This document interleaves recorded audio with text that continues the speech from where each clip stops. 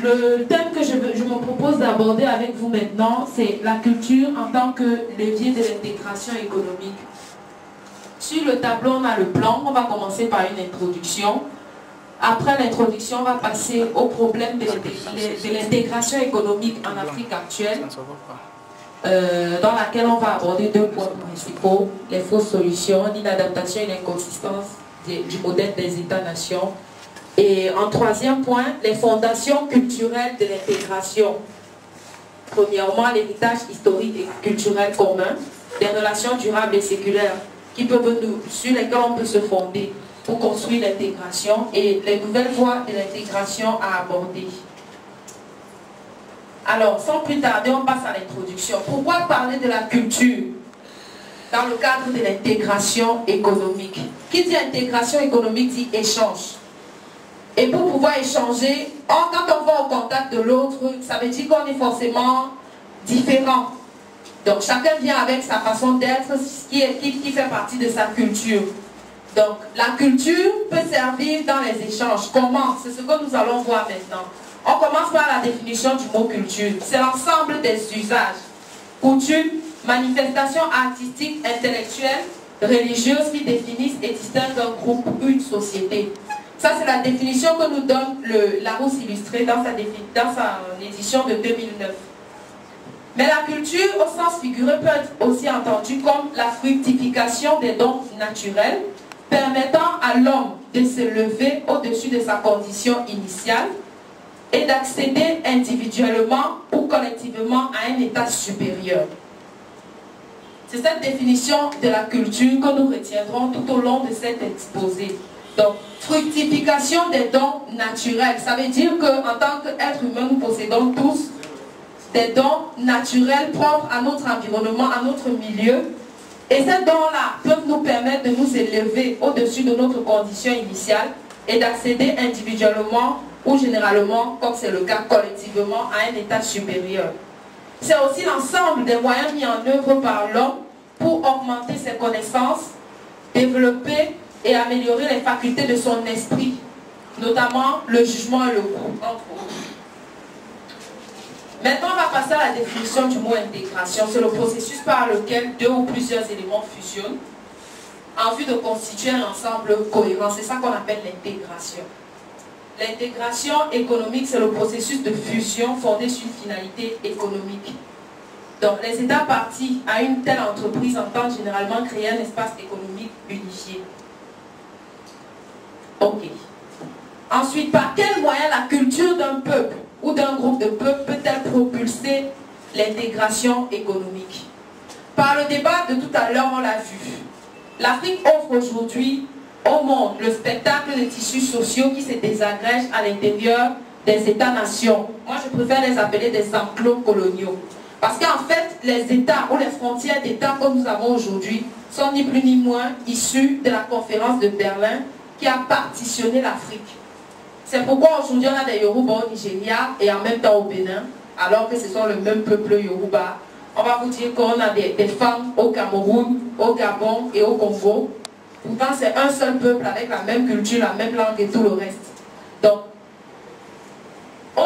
aujourd'hui on a des enclos coloniaux qui eux-mêmes se désintègrent, écartelés et déchirés vus de l'intérieur, marginalisés, ignorés ou méconnus, humilié et pitoyable vu de l'extérieur. C'est le tableau que l'Afrique offre aujourd'hui. Il y a un frère qui a dit tout à l'heure qu'on n'est pas honte de se dire certaines vérités, vu que c'est pour ça que nous sommes là.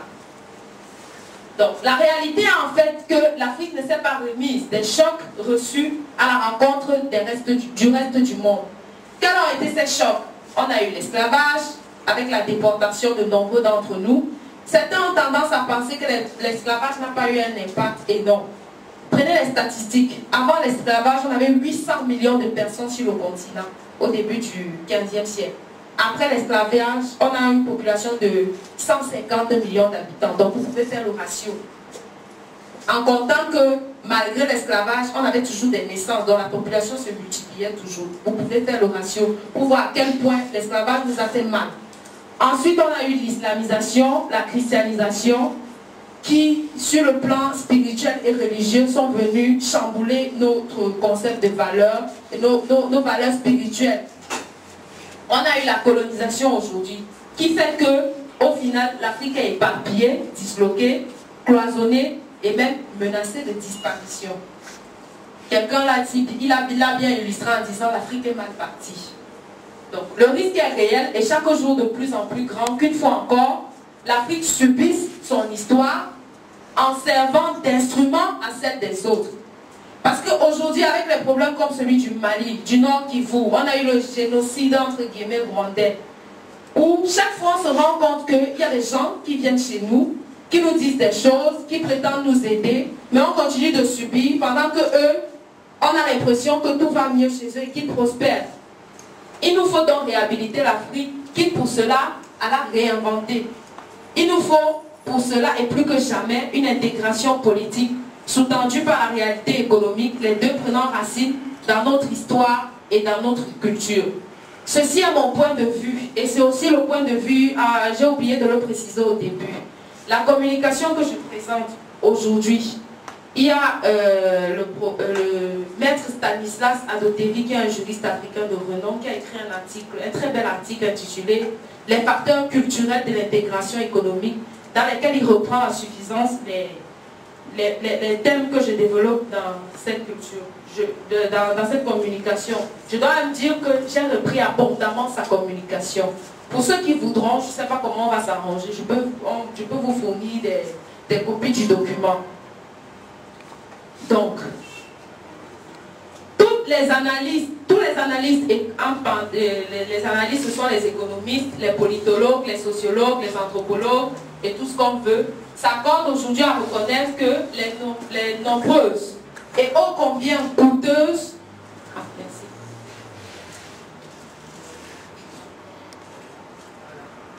les nombreuses et coûteuses organisations intergouvernementales créées pour réaliser l'intégration à l'échelle régionale en Afrique ont échoué.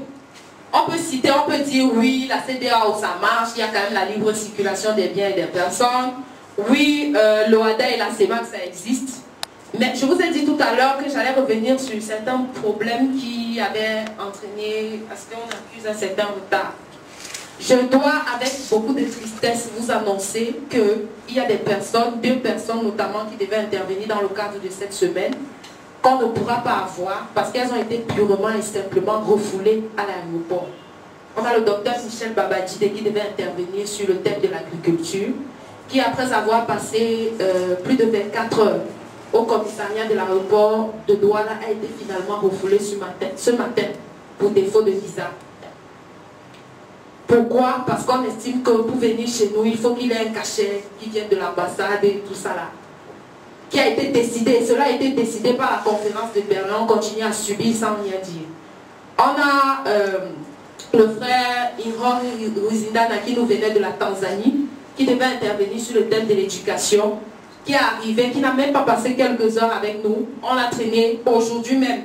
Avec le frère Oubaotep, on a tourné en rond pendant des heures à l'aéroport. Finalement, quand on s'adresse à la police et qu'on lui donne un peu le profil, on leur donne le profil, ils nous disent qu'il a été refoulé. Ils disent qu'il a présenté un passeport rwandais. Bon, je ne sais pas en quoi est-ce que c'est mauvais d'avoir un passeport rwandais. Et curieusement, ils nous disent qu'il a la nationalité française. S'il avait présenté son passeport rwandais, il l'aurait admis. Voilà ce que la police nous donne. Donc, comprendre qu'il peut. S'il avait présenté son passeport français, ça aurait créé moins de problèmes. Comprendre qu'il peut. Donc, aujourd'hui, on a arrivé à un tel rejet de nous-mêmes qu'on fait plus confiance aux Français qu'aux Rwandais. Et petite précision, le policier a dit que cet homme était dangereux. Qu'il était louche. Voilà.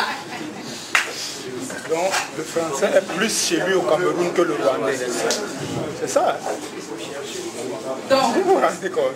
ceci pour nous amener à comprendre que malgré la CEMAC, j'oublie Madame Bagadi qui devait intervenir sur l'alimentation. Elle aussi, elle n'a pas pu obtenir son passeport à temps, elle vient du Gabon. On parle de CEMAC, libre circulation des biens et des personnes. Le Gabon à côté, elle ne sera pas parmi nous parce qu'elle n'a pas de passeport. Vous imaginez à quel point on est tombé bas. Voilà, comprennent qu'ils peuvent. On continue. Donc, on a beau dire, pour moi, quelles que soient les organisations sous-régionales qu'on a sur le continent, elles ont purement et simplement échoué. Parce qu'aujourd'hui, ils ont leur visa Schengen, ou avec le passeport, on peut circuler partout dans toute l'Europe. Mais chez nous, ce n'est pas le cas, malheureusement. On a beau dire, il nous faut encore les passeports, les visas et tout le reste. C'est pour ça que il faudrait peut-être qu'on passe à rentrer dans notre culture pour réveiller ce patrimoine-là qui peut nous permettre de nous propulser, nous aussi, vers l'avant. Donc, depuis le sommet d'Addis Abeba, en 1963, qui a donné naissance à l'OUA, l'Afrique répète inlassablement que l'intégration économique du continent est une condition essentielle au développement. Mais les multiples déclarations d'intention n'ont rien changé, c'est ce qu'on constate. Les efforts d'intégration sont restés sans lendemain, puisqu'on a des Gabonais qui ne peuvent pas venir au Cameroun sans passeport. On a des Rwandais à qui on ne fait pas confiance, mais par contre on fait confiance aux Français. On a des Béninois à qui on ne fait pas confiance parce qu'ils n'ont pas de visa, etc. Je voudrais ici soutenir la thèse que si l'on échoue si fréquemment à bâtir un espace économique et politique qui dépasse les micro-États indépendants, c'est d'abord essentiellement parce que les fondations sur lesquelles on essaye de faire reposer l'édifice ne sont pas bonnes. C'est ma thèse, c'est celle de maître Stanislas Adotevi. C'est peut-être la thèse de beaucoup d'autres que certains ne partageront pas forcément, mais je pense que si on échoue dans le cadre de l'intégration économique, c'est parce que les fondations ne sont pas bonnes. Je vais vous expliquer pourquoi tout à l'heure, on y reviendra. Ces fondations-là sont aériennes, superficielles, récentes et artificielles, puisqu'elles ne datent que de 1885. On ne peut pas prétendre effacer en 200 ans ce qui s'est fait pendant plus de 3500 ans. Donc la conférence de Berlin ne saurait effacer ce qui s'est passé sur le continent pendant la période où on avait des grands empires comme l'Empire Mandingue, le Royaume du Ghana, l'Empire Songhai, l'Empire égyptien pharaonique et tous les autres empires qui ont précédé avant. Ce n'est qu'enraciné dans sa culture et dans son histoire que l'Africain peut se réinventer une patrie qui le libère des frontières nationales qui l'enchaînent. C'est ce que je pense. Ce n'est qu'en rentrant dans sa culture qu'on peut se libérer de tout ce qui nous enchaîne. L'Africain pourra alors créer des institutions vivantes et viables. Il est important de souligner que c'est l'enracinement dans les entrailles culturelles communautaires qui crée les... C'est en repartant dans les valeurs comme le confucianisme que la Chine a pu se propulser en avant. On a le Japon et les autres pays du sud-est asiatique comme l'Inde et l'Indonésie qui font partie des nouveaux pays industrialisés aujourd'hui, qui font rêver, qui il y a 30 ans encore venaient se tourner vers l'Afrique, mais aujourd'hui on achète tous les produits qui viennent de là-bas. Ironie du sort, les Nigériens fabriquent les chaussures, mais ils sont obligés de coller dessus Made in India ou Made in China pour pouvoir écouler leurs produits sur le continent. Donc, on a beau se dire oui, c'est pas vrai, on n'est pas d'accord, mais le problème demeure. Donc, ces pays-là nous étonnent aujourd'hui par leur progrès fulgurant et ils sont parvenus parce qu'ils sont d'abord restés eux-mêmes, c'est-à-dire enracinés dans leur culture et accrochés à leur histoire et leur tradition. Par conséquent, il faut explorer les profondeurs de l'homme africain pour rechercher ou planter avec certitude les racines de tout projet d'intégration. Et c'est là où, jusqu'aujourd'hui, nos États ont échoué. C'est ce qui signifie qu'il y a une archéologie de l'intégration à faire, c'est-à-dire qu'il faut retrouver les points de départ infaillibles de cette marche longue, mais nécessaire, qui réunira nos forces qui sont pour le moment éparses et qui nous permettra de forger en destin notre espérance. C'est peut-être utopique, mais notre avenir, que toute notre histoire présente comme sombre et triste, ne peut être construit qu'à ce prix-là. Il faudrait d'abord qu'on prenne la peine d'essayer. Ça, c'était en guise d'introduction. Maintenant, les problèmes de l'intégration économique dans l'Afrique actuelle, quels sont-ils? Je pense qu'il faudrait qu'on commence par méditer nos échecs avant de tenter de trouver des solutions. Donc, le premier problème de l'intégration en Afrique, c'est l'inadaptation et l'inconsistance du modèle des États-nations. Pourquoi? Parce que dans toute l'Afrique, les États structurés à l'époque précoloniale étaient de véritables fédérations multiethniques. Par exemple, l'État égyptien pharaonique était composé de 42 noms, ou ce qu'ils appelaient ça des stépates. C'est les Grecs qui ont donné le terme de nom. Chaque nom ou chaque stépate avait sa culture, sa langue, son culte, sa spiritualité. À la tête, il y avait un nomarque qui rendait compte à Pharaon, et au-dessus, la hiérarchie suprême. Ça existe encore en pays babylonicien aujourd'hui, où on a des chefferies inférieures, peut-être dans chaque village. À Balin, vous allez avoir le chef de Tougan, vous allez avoir le chef de Dior, de Djassa, ainsi de suite. Bon, au-dessus, il y a le chef supérieur Balin. C'est comme ça que la structure babylonicien encore est structurée aujourd'hui. Je ne pense pas que ce ne soit que chez les Babyloniens ça existe. Sur le continent, ailleurs sur le continent, c'est visible. Donc, on a des fédérations multi-ethniques et ces gouvernements exercent des fonctions limitées au niveau du pouvoir central. C'est-à-dire qu'ils se chargent de gérer le pouvoir interne au sein de la micro-localité. Et au-dessus, il y a un pouvoir central qui est chargé d'assurer principalement la sécurité et la stabilité du pays, sans pour autant s'immiscer dans les rapports sociaux à l'intérieur de chaque groupe. C'est très important. Donc le pouvoir central se charge d'assurer la sécurité et la stabilité du pays, de fédérer tout le monde, sans s'immiscer dans les rapports à l'intérieur de chaque groupe. Donc chaque groupe peut conserver sa langue, sa religion, ainsi de suite. Mais on s'arrange pour se mettre ensemble, pour s'en convaincre. Vous pouvez lire l'Afrique noire précoloniale de Cheikh Anta Diop, il y a d'autres ouvrages sur le thème. Chaque groupe conserve donc par conséquent sa langue, ses lois, ses coutumes, sans désintégration culturelle, mais plutôt dans un mouvement d'articulation entre les cultures. Donc on essaye de mettre en avant ce qui nous rapproche plutôt que ce qui nous différencie. Donc la partition de l'Afrique sur la base de critères géographiques, parce que on le sait, on l'a suffisamment appris dans nos cours d'histoire. Quand les Européens arrivaient ou les explorateurs européens arrivaient, tout ce qu'il y avait, il n'y avait que les frontières naturelles. S'ils trouvent une montagne, ça fait une frontière. S'ils trouvent un fleuve, ça fait une frontière. S'ils trouvent, je ne sais pas moi quoi, un gouffre, ça fait une frontière. Donc, c'était plus des critères géographiques. Cette partition-là, faite par le pouvoir colonial via la conférence de Berlin, n'a tenu aucun compte des fédérations multiethniques. Et les empires africains n'ont malheureusement pas survécu au départ des puissances coloniales. Donc, pire encore, les indépendances ont mis fin aux fédérations multiethniques, car en effet, le verrou colonial ayant sauté curieusement, plutôt que de se remettre ensemble pour rechercher des solutions aux problèmes que tous les États africains avaient à ce moment-là, les barrières ont par contre poussé davantage, plus fort que le verrou colonial encore, toujours plus visible, toujours plus fort, toujours plus destructrice et même stupide. Puisque je ne comprends pas comment un Gabonais pour venir au Cameroun, il a besoin d'un passeport avec un visa à l'appui qui coûte, voilà, 51 000. Ça coûte plus cher que le visa français. Moins de 3 mois. Voilà. C'est 100 000. Voilà. Donc, si ce n'est pas de la stupidité, alors dites-moi ce que c'est, on en discutera tout à l'heure. Tout ce qui nous sépare a été dévoilé, renforcé, systématisé, quelquefois même théorisé et institutionnalisé. Tandis que tout ce qui nous unit a été minimisé, négligé, régné, discrédité, piétiné, tout ce que vous voulez. Nos États modernes ont ici échangé la forme contre la substance. C'est-à-dire qu'on a eu des petits roitelets installés par le pouvoir colonial qui avaient pour but de perpétuer ce que le pouvoir colonial avait établi. Et on a échangé la forme contre la substance. On ne s'est pas posé les bonnes questions.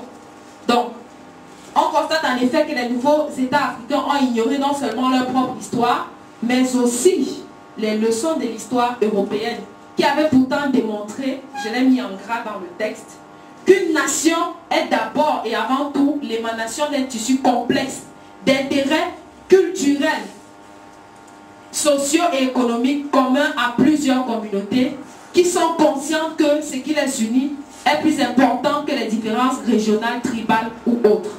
Sinon, on n'aurait pas eu un État comme la France.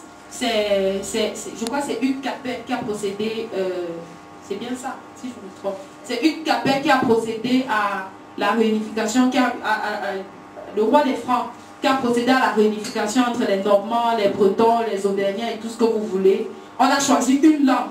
Donc les Africains ignoraient non seulement les leçons de leur propre histoire, mais aussi les leçons de l'histoire européenne.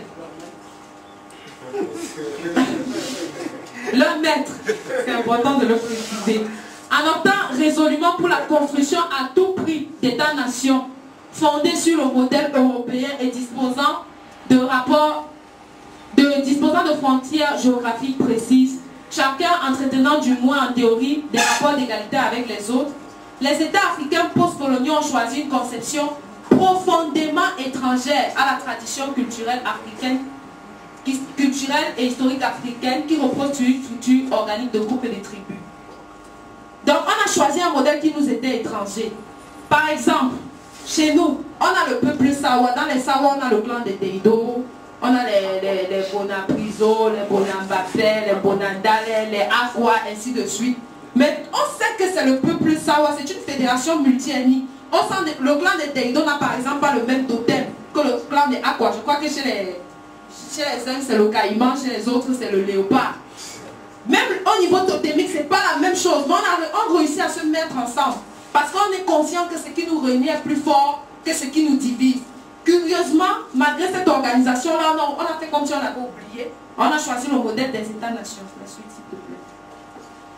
Donc, les nouvelles nations africaines sont le plus souvent des créations juridiques, purement juridiques, faites de groupes tribaux mélangés, et très souvent à un Bamoun qui est Bamileke, il dit non, moi je suis Bamoun, je ne suis pas Bamileke. Pourtant, on appartient tous à la communauté du soleil couchant. Donc, les groupes sont indépendants entre eux et vivent douloureusement leur relation avec les structures géopolitiques antérieures, puisque même le pouvoir traditionnel a été fragilisé. Et si nos États sont artificiels, inconsistants, inadaptés, instables par leur construction, par leur nature, incapables de s'ouvrir à l'autre, fut-il un frère sans crainte de disparaître, c'est parce que ces États-là ne reposent pas sur des fondations solides, qui tirent leurs racines dans la culture de chaque peuple.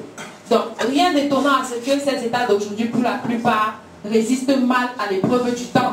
On le sait, le temps ne conserve jamais longtemps ce qui s'est fait sans lui. Donc, si aujourd'hui on est incapable de nous ouvrir aux autres, c'est parce qu'on est conscient d'abord de notre propre fragilité. On a peur. Quand les Équato-Guinéens entendent que les Camerounais arrivent, ils disent qu'ils vont nous envahir. Quand les Camerounais entendent que les Nigériens arrivent, ils disent oui, les Biafrais là, ils vont nous envahir.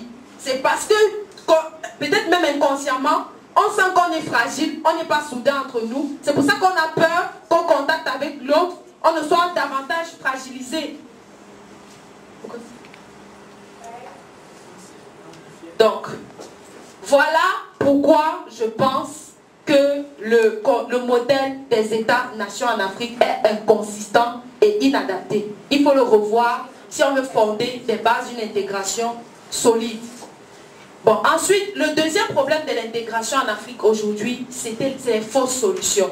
Pour résoudre le problème de l'intégration, on a voulu apporter des solutions, mais on a choisi les fausses solutions. Elles sont donc de 3 principales. Donc 3 fausses solutions semblent avoir particulièrement stérilisé la réflexion et handicapé l'action dans le domaine de l'intégration en Afrique au lendemain de la libération, j'ai mis pseudo, libération du joug colonial dite indépendance.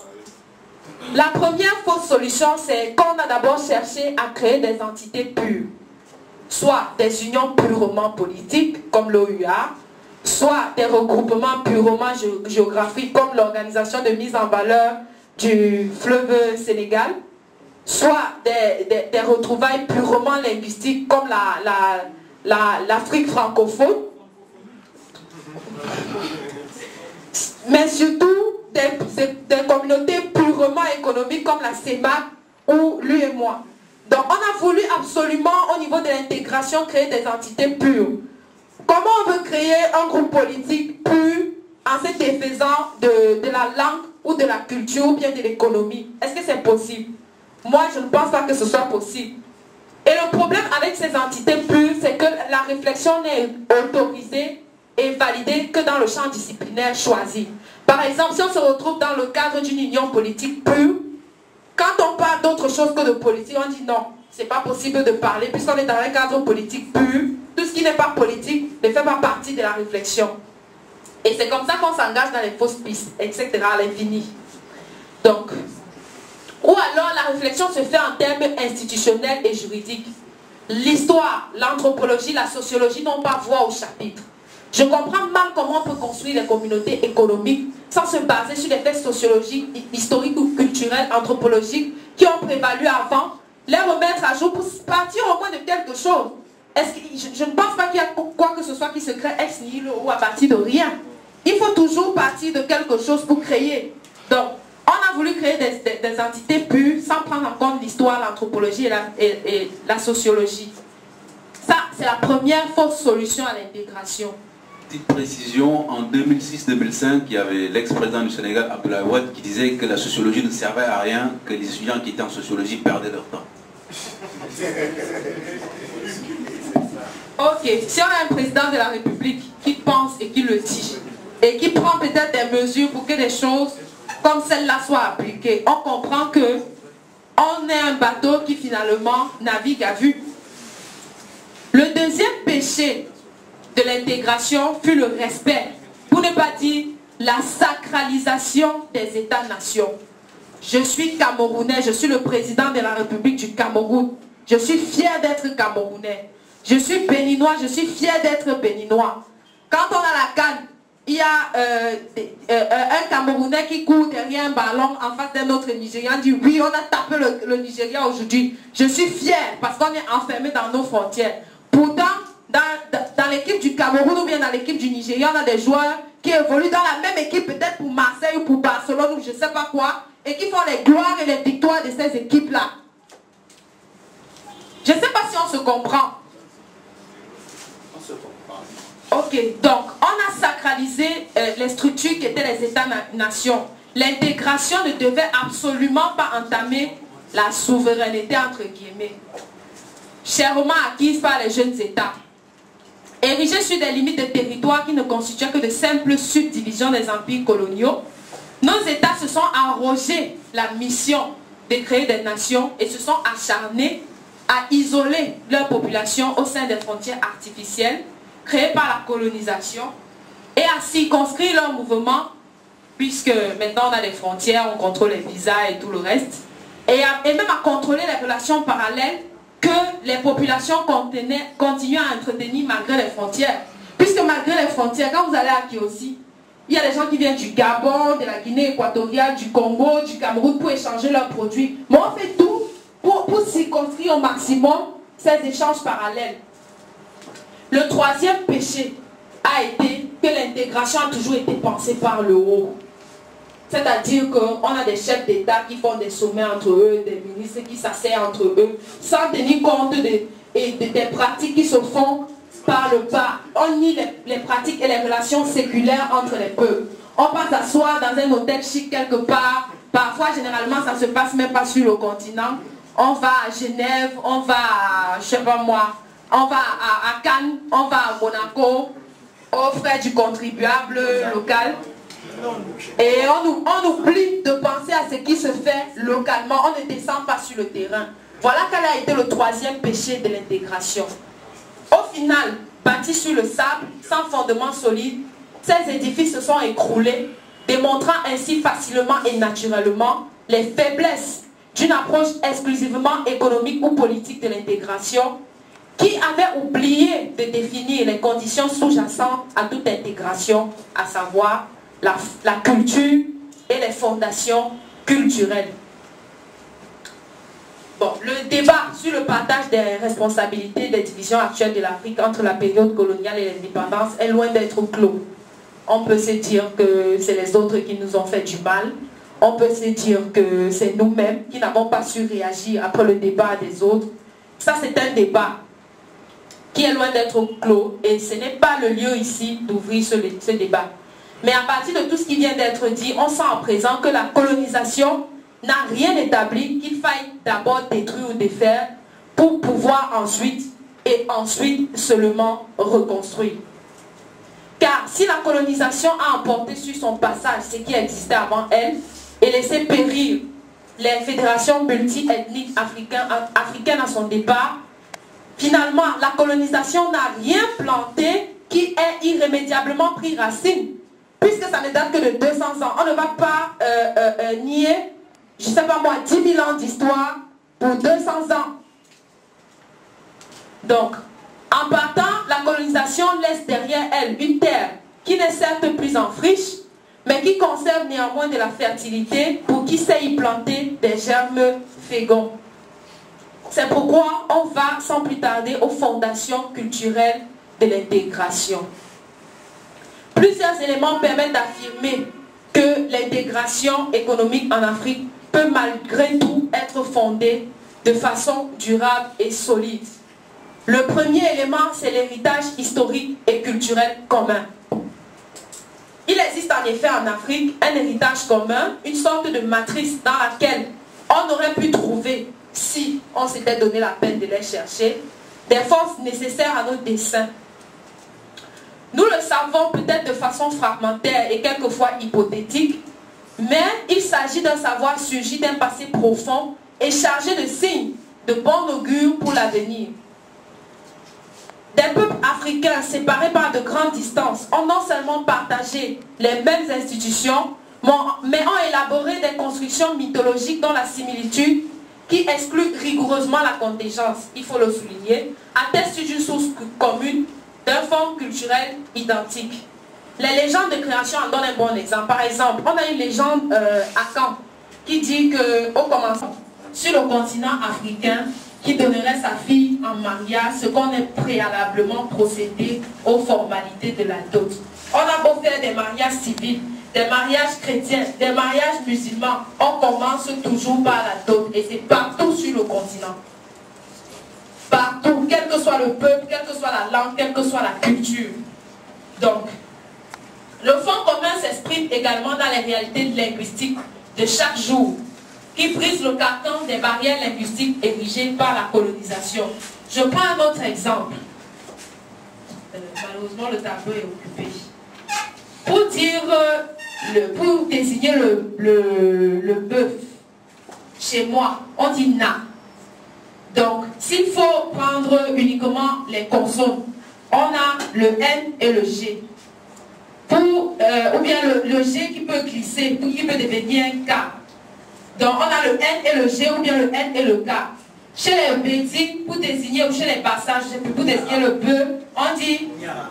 Bon, on a un doigt là dans la salle. On appelle le bœuf comment chez vous? Donc, on a le N et le K qui demeurent. Chez vous? Nyak, Bédi. Ok. Et en égyptien ancien, Nyak. C'est chaos. Voilà. Donc, on a le N et le K, ou bien le N et le G qui demeurent. Malgré la langue, les langues sont peut-être différentes, mais c'est la prononciation ou la vocalisation qui change. Il y a des mots qui sont restés communs à toutes les langues. Et en Wolof, on dit nag. Voilà. Je n'ai pas fait exprès, mais je ne parle pas Wolof. Oui.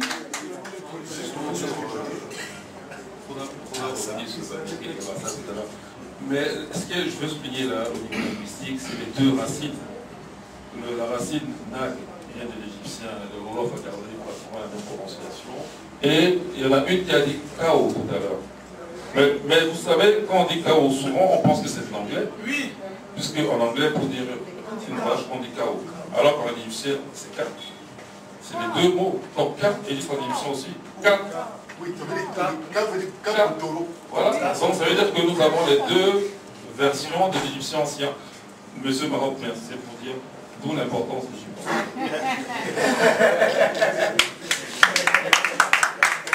Ok. Donc, même dans la langue, on a gardé un fond commun malgré les barrières érigées par la colonisation. Donc, ce qui nous amène à dire que les cultures africaines sont certes plurielles, évidemment, parce qu'il existe plusieurs manières d'être, de penser et même de faire. Les cultures africaines s'expriment assurément différemment, mais elles expriment aussi une certaine complémentarité qui est indicatrice de nouvelles voies.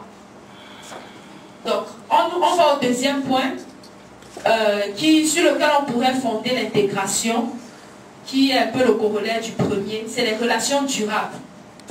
Donc, en examinant la période précoloniale et les relations qui existaient entre les peuples à cette période, on constate que là où les distances le permettaient, on a admirablement résisté aux assauts des colonisateurs, comme pour nous signifier à nous, qui ne savons plus entendre ce qui est profond, que toutes les relations puisent leur raison d'être dans la roche-mère.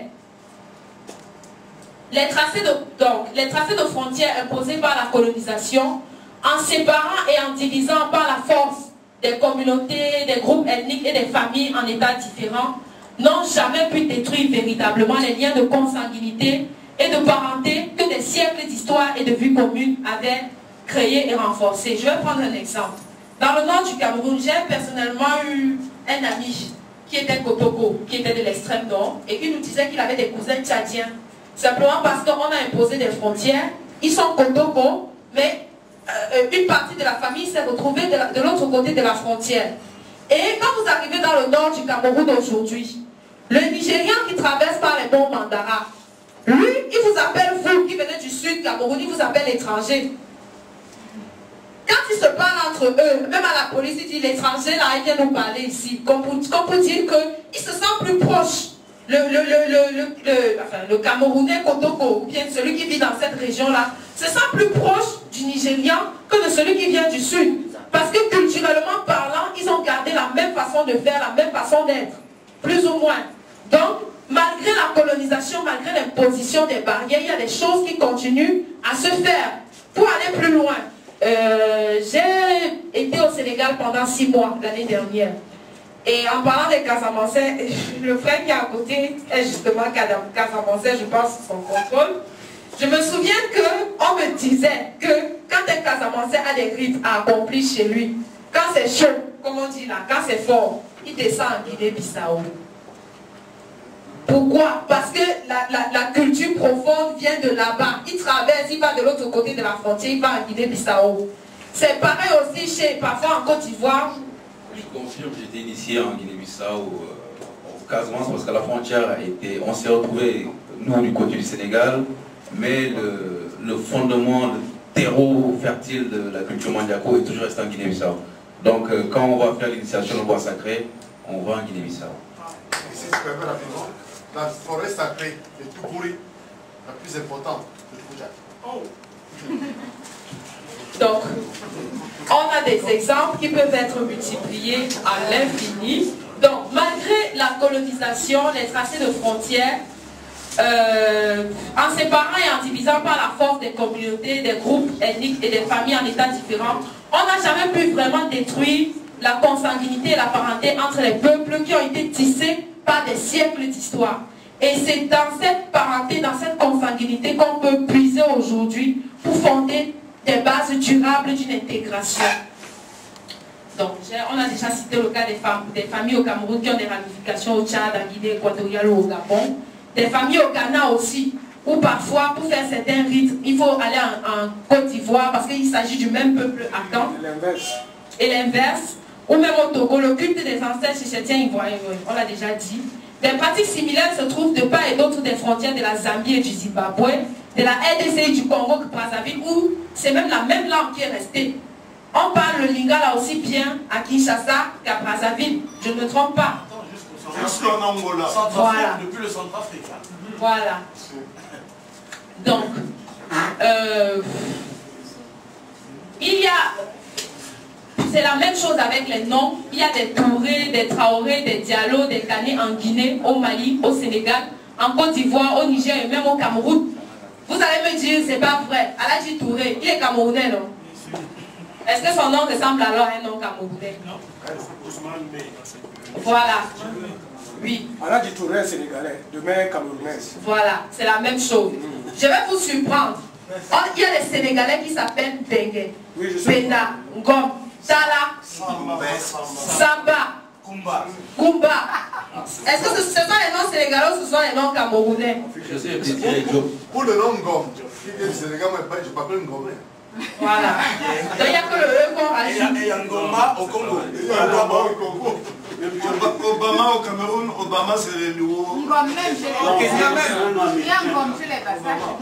Et au Sénégal, il y a des Mandela, et on le sait aussi en Afrique du Sud. Au Congo, on a des Mandela.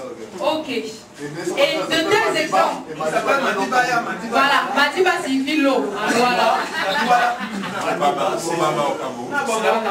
Donc, comme vous dites que de tels exemples peuvent être multipliés à l'infini. Donc, contrairement à ceux qui pensent que les Africains n'ont rien à échanger entre eux, l'histoire du commerce précolonial révèle des échanges impliquant différentes zones écologiques. Il faut lire, il faut chercher, ne me demandez pas où. Le but de l'exposé, c'est pour pousser aussi, vous donner le goût d'aller fouiller plus en profondeur. Je ne vais pas tout vous dire. Si vous voulez savoir, vous allez chercher, vous allez vous en comprendre que mieux que ce que je peux vous dire. Donc, où est-ce qu'on a été? Aux frontières de ces zones se sont développés des marchés qui ont pendant longtemps garanti les échanges régionaux. On peut mentionner de l'est vers l'ouest du continent, Koukoua, la célèbre capitale de l'état de Borno, qui était un grand centre commercial. On a aussi Kano, qui était la plaque tournante du commerce caravanier africain. Salaga, le plus important marché à Kola, au pays d'Angouba. En parlant du marché à Kola, la ville de Tonga, dans l'ouest du Cameroun aujourd'hui en fait, tient son nom du commerçant nigérian Tonga, qui venait échanger, qui venait vendre ses produits là-bas et acheter les produits locaux. Pour ceux qui ne le savent pas. Donc Tonga, la ville de Tonga porte le nom d'un Nigérian. Ok. Et enfin, je vous dis la qualité et la préciosité même du tissu. J'espère que peut-être d'ici la fin de la semaine, je vais vous faire voir à quoi ça ressemble. Vous avez les images. D'accord.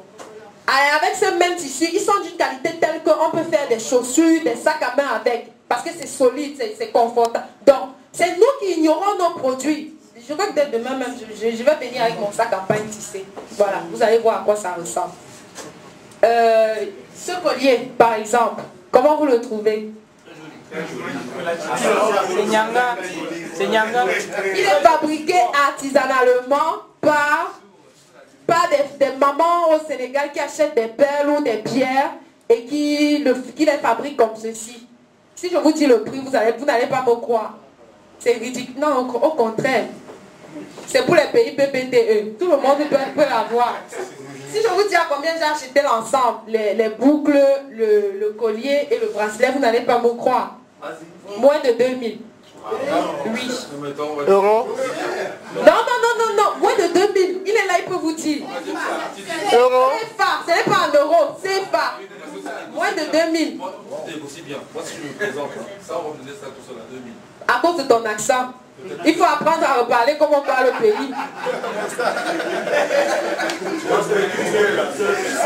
Oui, voilà. Sans blague, à cause de l'accent. Tout à fait.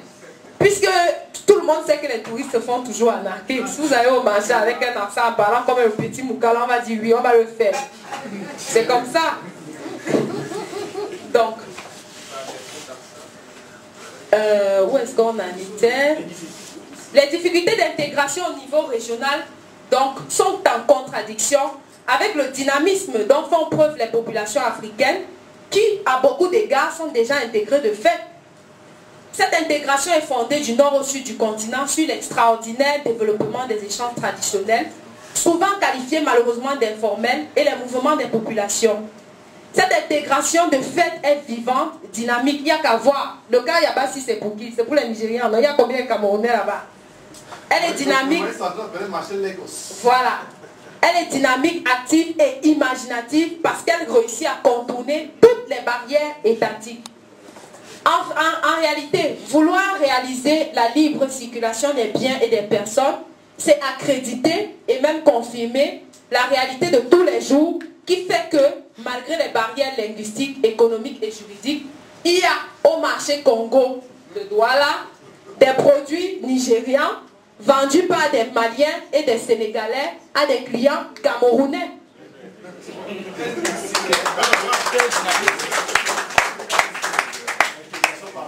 Voilà, qu'on ne peut pas nier.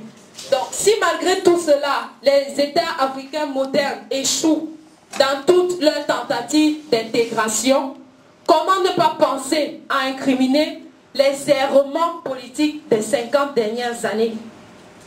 après s'être érigés en acteurs exclusifs de l'intégration, ces États ont dénié toute légitimité à l'intégration qui s'est faite en dehors des cadres néocoloniaux et ont choisi ainsi de minimiser les réalités historiques et culturelles locales. Troisièmement, on va explorer les nouvelles voies sur lesquelles on pourrait fonder l'intégration. C'est beau de dire oui, on a utilisé de mauvaises solutions, mais maintenant, s'il faut partir pour fonder une nouvelle intégration, qu'est-ce qu'il faut faire? Même s'ils sont faibles, les États africains d'aujourd'hui n'en sont pas moins des réalités incontournables. On les a, désormais, il faudra faire avec. S'ils veulent donc jouer le rôle actif qu'ils ambitionnent dans l'intégration africaine, ils devront restituer partiellement aux communautés et aux régions la souveraineté confisquée. Ce n'est qu'alors qu'ils pourront s'engager efficacement dans la voie de l'intégration, dont les conditions passent obligatoirement par les traces de l'histoire précoloniale, qui repose sur une conception plus communautaire que nationale de la souveraineté. On va essayer de se figurer un certain exemple. Si aujourd'hui, imaginons un État camerounais où on dit ok, on fait une sorte de fédération, on découpe en régions qui sont groupes de fédérations ethniques. Les Bamileke ont leur État à leur niveau, les Bétis ont leur État à leur niveau, les Bassa, les Nordistes, tout ce que vous voulez. Le dynamiste va faire en ce que, pour que le Béti ne dise pas que le Bamileke me dépasse avec le commerce, il va s'arranger pour que les choses marchent bien chez lui. Et du coup, ça pousse les gens à se dépasser, à aller au-delà d'eux-mêmes. Donc il faudrait qu'on réussisse d'une certaine manière, parce que le pouvoir central réussisse à redonner un minimum de souveraineté aux communautés et de permettre aux communautés d'avoir un certain dynamisme. Vous allez dire que ce n'est pas possible. Pourtant le Nigeria y a admirablement bien réussi. Le Nigeria a 36 États qui sont parfois même organisés encore de façon traditionnelle avec des royaumes. Pour s'en convaincre, quand on regarde Africa Magic, on a des chefs ou bien des chefs traditionnels qui sont très bien organisés intérieurement, mais le pouvoir est remis au niveau central, au pouvoir suprême. Et économiquement parlant aujourd'hui, le Nigeria fait pâlir d'envie bien des pays africains. Donc, on peut y arriver, ce n'est pas impossible. On va en discuter. Nos États doivent également favoriser les mouvements vers l'ethnie en promouvant l'ouverture régionale. Par exemple, on a l'exemple du Peul qui est très centré sur lui-même, qui parcourt l'Afrique, qui change régulièrement même de pays, échange ses produits avec ses autres, mais tout en restant lui-même. On trouve des Peuls un peu partout en Afrique, mais les Peuls sont fondamentalement attachés à leur culture. Donc ce n'est pas le fait de s'ouvrir aux autres qui fait qu'on se nie. Mais pour pouvoir s'ouvrir aux autres, il faut déjà être suffisamment fort soi-même. Et troisièmement, et se connaître. Troisièmement, il faut enfin et surtout penser plus que jamais à la réalité défigurée de notre continent qui ne peut plus continuer de souffrir du mépris de nous-mêmes et de l'arrogance des autres. C'est important. À cause de l'urgence du présent, en ayant à l'esprit que précisément parce que nous sommes au fond du gouffre et que rien de terrible ne peut plus nous arriver, il ne peut plus y avoir, je pense, d'autres voies de salut que celle du salut par l'audace. Si nous, Africains, on n'ose pas, si on n'essaye pas, qui va le faire à notre place? Il s'agit donc là d'un travail auquel tous nous devons contribuer d'une manière ou d'une autre, chacun d'après ses compétences, d'après ses qualités, d'après sa façon d'être, d'après sa façon de penser, puisqu'il faut de tout pour faire le monde, pour faire de nos peuples les héros de notre propre résurrection. Sur ce, je vous remercie.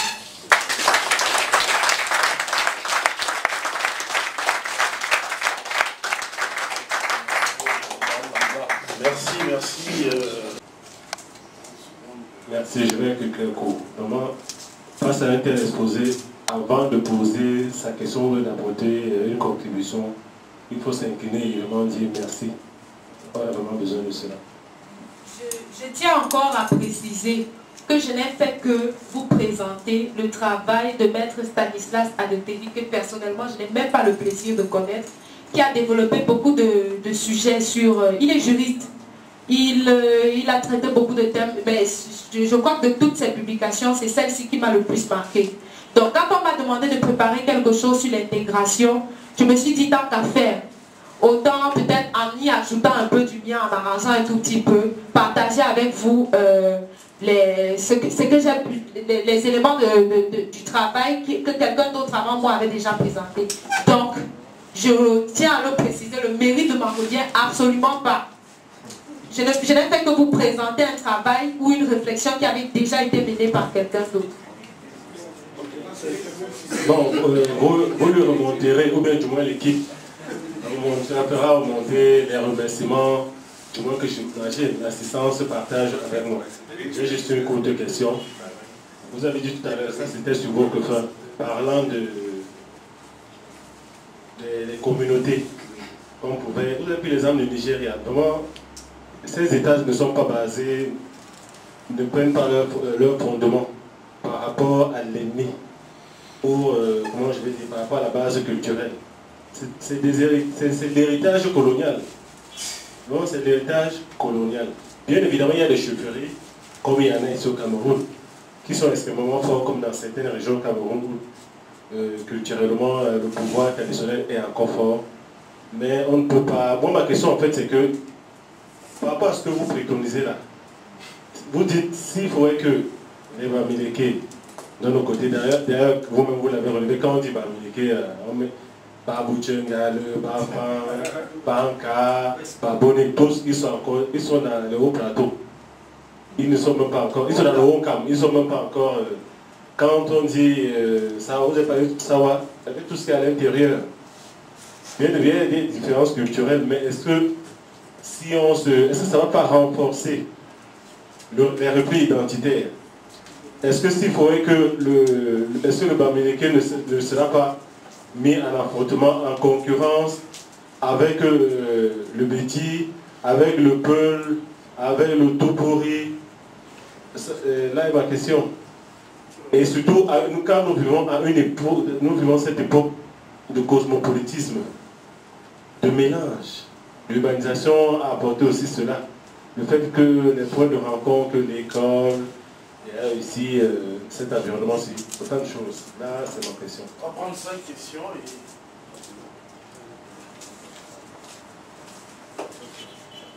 Merci beaucoup. Bon, déjà, effectivement, il faut féliciter d'abord le BGK et puis la personne qui a également fait ce travail.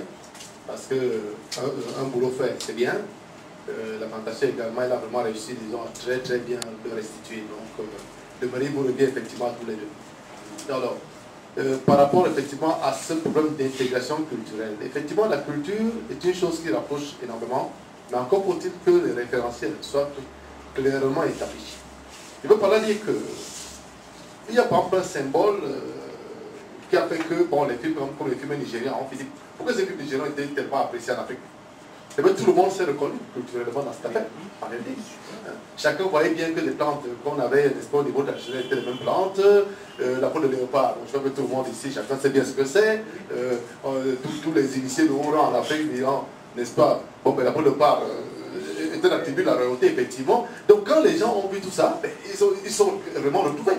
Et ce qui a fait donc que les Nigériens ont exploité énormément la culture pour finalement devenir populaire. Et aujourd'hui, il faut le dire, chacun doit dire, ce fait culturel.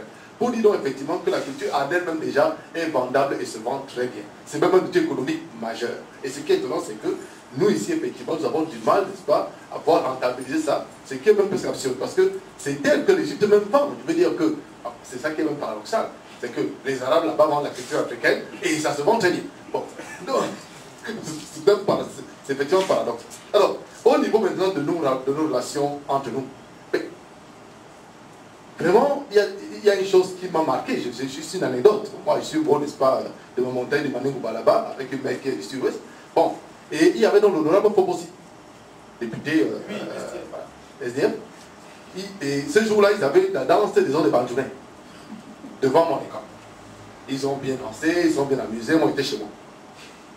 Alors il arrive là, et je sors de chez moi pour voir ça, on se croise, on se connaît, on s'embrasse bien et dit, je le vois, il est absolument, il a une tenue traditionnelle et il a un sac rituel qu'il porte, n'est-ce pas, à son épaule. Il dit, il faut que je vois où tu habites. C'est simple, je suis à Biamina. Et le malheur a voulu que était très fautif ce jour-là, partait complètement. Mon épouse, qui d'habitude me dans la situation difficile, n'était pas là, elle était en réunion, pour aller chercher l'argent, soit dit en passant. Alors là, je suis très embarrassé. Je n'ai rien à lui offrir, même pas lui offrir une bière. Je dis, mon frère, tu es mal tombé.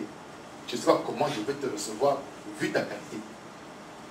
Alors je vois dans son sac, il dit, mais en fait, ton sac sur l'épaule là, tu me notable. Mais bien sûr, tu le vois bien. Je dis, très bien. Je vais, n'est-ce pas, dans mon manoir, je sors mon sac, je sors des colas, je pose devant lui. Je dis, mon frère, je n'ai que ça à t'offrir. Alors, Poposi regarde les colas, et cette fois-ci, c'est la tradition qui parle. Il me dit, les colas sont bien en nombre impair, c'est très bon. Ensuite, il regarde tous ces colas, il y en avait effectivement 3, et il me fait un partage rituel des colas. Ce partage rituel se fait comment? Une des colas va dans le sac de celui qui vous a offert les colas. Et il me donne, je vais dans mon sac. L'autre cola va dans son sac à lui. Et la troisième cola, nous partageons. Et le gars m'a dit, tu as tout fait, c'est excellent. Je te prends plus.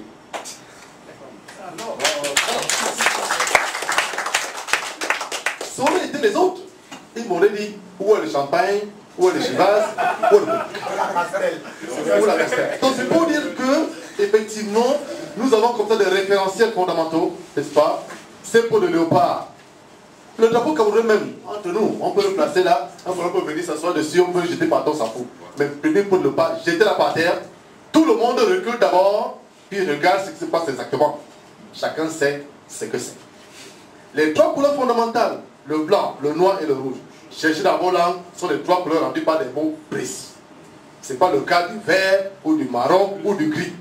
Cherchez bien, vous trouverez, n'est-ce pas? Les coris, qui étaient la monnaie de l'époque, mettez les colis par terre, tout le monde s'y retrouve. Le palmier qui nous donne, et le vin, et l'huile, et même l'huile, n'est-ce pas? Donc on a comme ça ces référentiels fondamentaux, n'est-ce pas? Qui font que tout Africain, quand vous mettez ça devant lui, il sait à quoi s'en tenir. C'est la raison pour laquelle, traditionnellement, lorsqu'un Africain va quelque part dans un village, n'importe lequel, s'il maîtrise bien sa culture de léopard chez lui, qu'il entre dans une maison et qu'il voit une peau de léopard qui est accrochée, il sait à quoi s'en tenir. Vous n'avez pas besoin de lui dire ce qui se passe. Il a appris chez lui. C'est pour dire donc que, n'est-ce pas, la culture, et cette peau de léopard vient d'où? Le mythe veut que, n'est-ce pas, c'est une ancien qui nous l'apprend, n'est-ce pas? Et puis ça veut dire que Anubis, le dieu Anubis, a trouvé cette transformée en léopard. Il a attrapé cette, a tué cette, et a pris la peau. Et cette en Horus, il a revêtu ça. C'est pour ça que Horus porte la peau. C'est le texte qui dit ça. Donc, que nous avons une peau de léopard qui est le symbole de la royauté chez nous, le symbole du commandement. Il a vécu ancien, nous dit effectivement, d'où ça sort, et pourquoi c'est le pharaon, n'est-ce pas? Osiris lui-même est le tout premier à emporter, et quoi est-ce que nous apportons partout chez nous? C'est pour dire que, n'est-ce pas, cet élément-là est déjà fondamental. Peu importe les langues que nous parlons, encore que les parentés, on peut tous statuer dessus, mais dès lors que vous maîtrisez votre culture, et que vous savez que l'autre relève du même forme culturel que vous, et je parle ici de toute l'Afrique, car au Nigeria, comme en Afrique du Sud, n'est-ce pas, comme en Afrique de l'Est, c'est le léopard, effectivement, chacun de nous connaît les lois. Mais comme aujourd'hui, et Bougé Kala si bien dit, on a négligé tout cela, on a foulé tout ça au pied, ça ne vaut plus rien. Ça a été dévalué, ça a été carrément mis.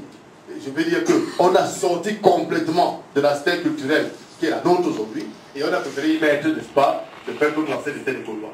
Conséquence, avec le français et l'anglais qui s'ajoutent en prix, et le fait que nos enfants n'apprennent même que la langue maternelle, vous ignorez, n'est-ce pas, que 2 frères peuvent finir par devenir des ennemis mortels qui vont souvent parce que l'un est anglophone et l'autre francophone. Et pour moi qui est ma mère qui est originaire de la zone anglophone, imaginez qu'on aurait mis la zone du sud-ouest au Nigeria, et sinon vous allez voir mes oncles, n'est-ce pas, en achetant un passeport. Allez donc,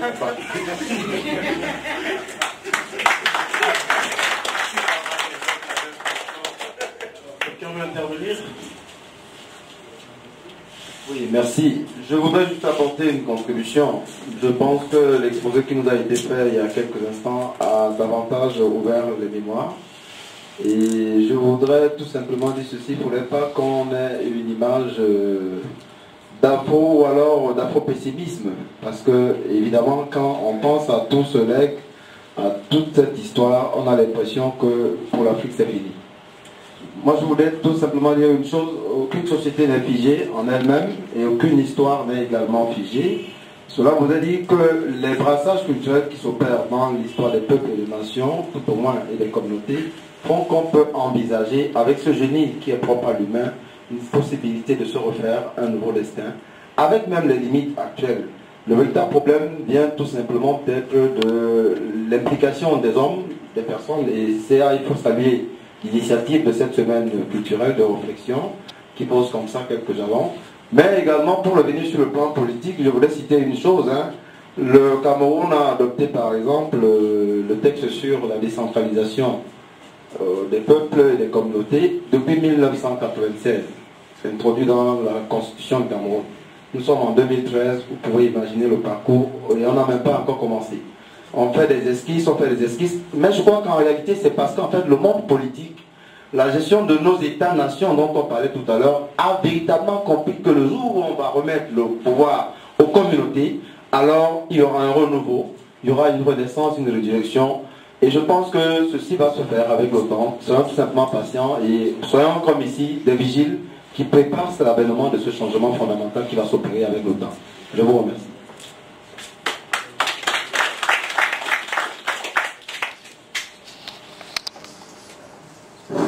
Merci pour la parole. Et je voudrais, avant de commencer mon intervention, féliciter et saluer le travail qu'a fait Boutika et également celui qui en grand se cache derrière. Je crois que c'est un admirable et magnifique travail intellectuel qui a été fait et il gagnerait davantage parce que c'est une question que je veux poser pour essayer de mieux le comprendre et autres. Nous sommes tous nous le retrouvons ici parce qu'il y a un mouvement auquel nous avons adhéré et que nous souhaitions que véritablement que les idéaux de ce mouvement, que les idéaux de la mouvance dans laquelle nous sommes réussissent, c'est celui de la Renaissance. Je crois que tout ce que nous avons dit là, ça tourne autour de la Renaissance, une renaissance civilisationnelle. Et je crois que ça ne sera possible qu'après une série d'actions générationnelles. Et je voudrais savoir le lien que fait cet exposé avec celui de la Renaissance. Autrement dit, en quoi est-ce qu'un travail comme celui-ci pourrait contribuer véritablement à ce que le mouvement de Renaissance soit réussi, soit effectif?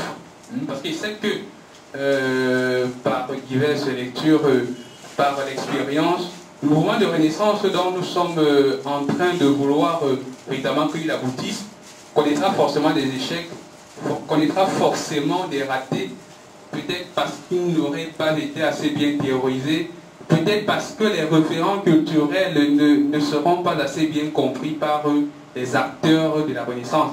Encore faut-il parler, encore à mon avis, il faut parler d'une certaine multi-renaissance. Parce que c'est une renaissance qui va se voir du point de vue culturel, une renaissance qui va se voir du point de vue militaire, politique, économique, scientifique, et autres, et autres, et autres. Donc la question, c'est si véritablement vous pouviez essayer de nous dégager le lien qu'il y a entre cet exposé et la mouvance de renaissance dans laquelle nous sommes pour que on puisse essayer de mieux comprendre. Merci.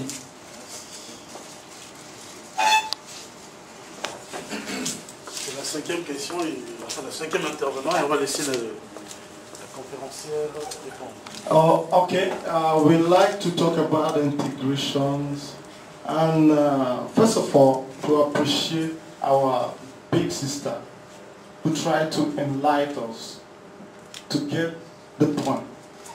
And now we have another problem. The problem is all about integration, and is one of the greatest key we have to underline to make it happen.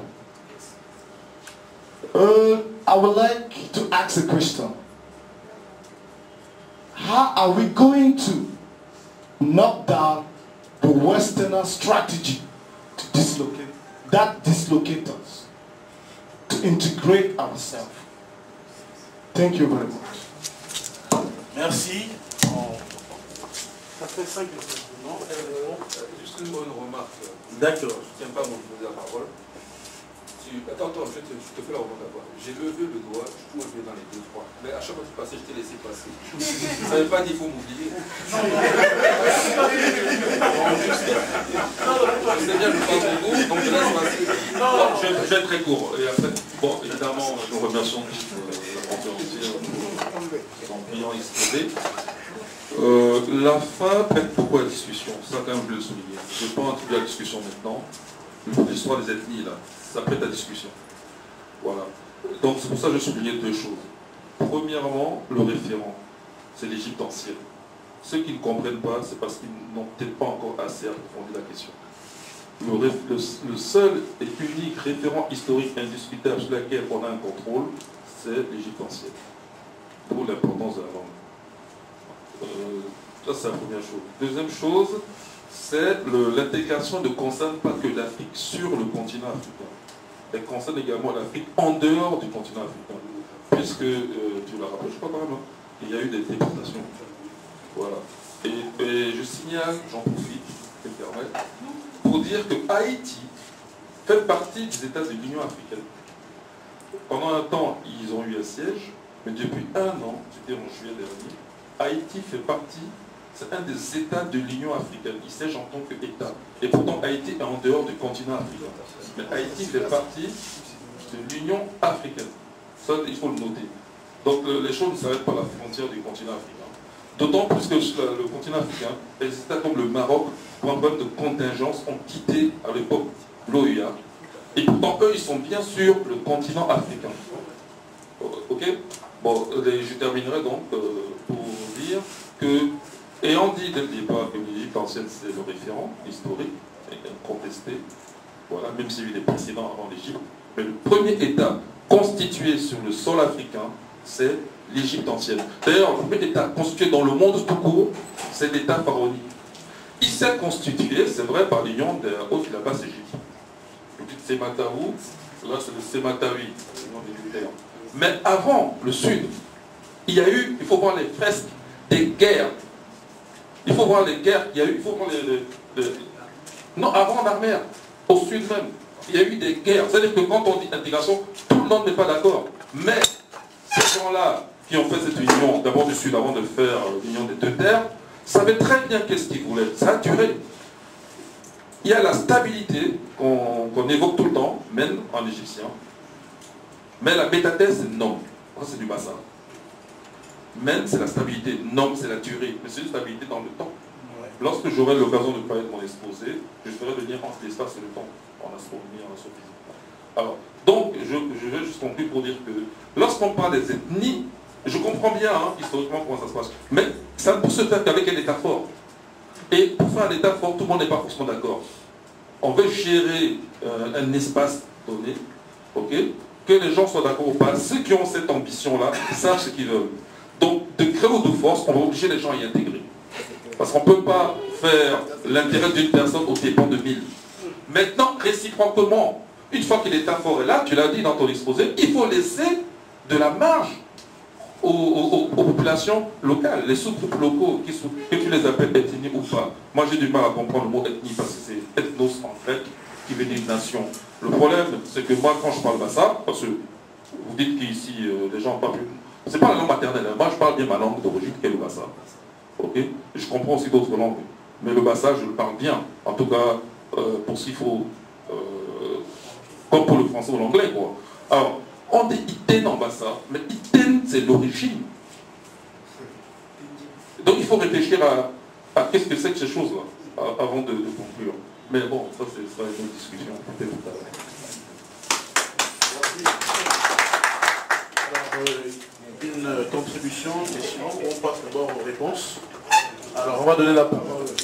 Pour dire rapidement, je reviendrai dans mon exposition sur l'épisode qui a évoqué les guerres qu'il y a eu avant le Faranarmer et tout ça. Donc, je reviendrai là-dessus aussi dans mon exposition. Avant qu'on ne passe à une autre série de contributions, de réactions, je tiens à remercier les différentes interventions qui permettent d'ouvrir la réflexion et d'enrichir le travail qui a été fait. Bon, il faut que je vous dise que il y a des termes qui n'ont pas été, que je n'ai pas pris la peine de préciser dans le cadre de cet exposé. Par exemple, le terme ethnie. Enlever ethnie remplacé par communauté. C'est-à-dire que le but, c'est de pousser les gens à se rassembler à un certain communauté, de se rassembler en communauté pour être plus fort. Bon, pour revenir aux questions, il y a d'abord la première question du frère Mao qui dit, est-ce que le retour vers l'ethnie, donc si je déplace ethnie, je mets communauté, est-ce que le retour vers la communauté ne renforce pas le repli identitaire? Il y a effectivement un risque de repli identitaire qu'on ne peut pas nier, mais il s'agit ici non pas de faire valoir les différences entre les communautés ou les ethnies, mais plutôt d'amener les gens à prendre conscience que en rentrant dans sa communauté, on comprend mieux comment fonctionne la communauté de l'autre, quelles sont ses valeurs, quelle sont sa manière d'être.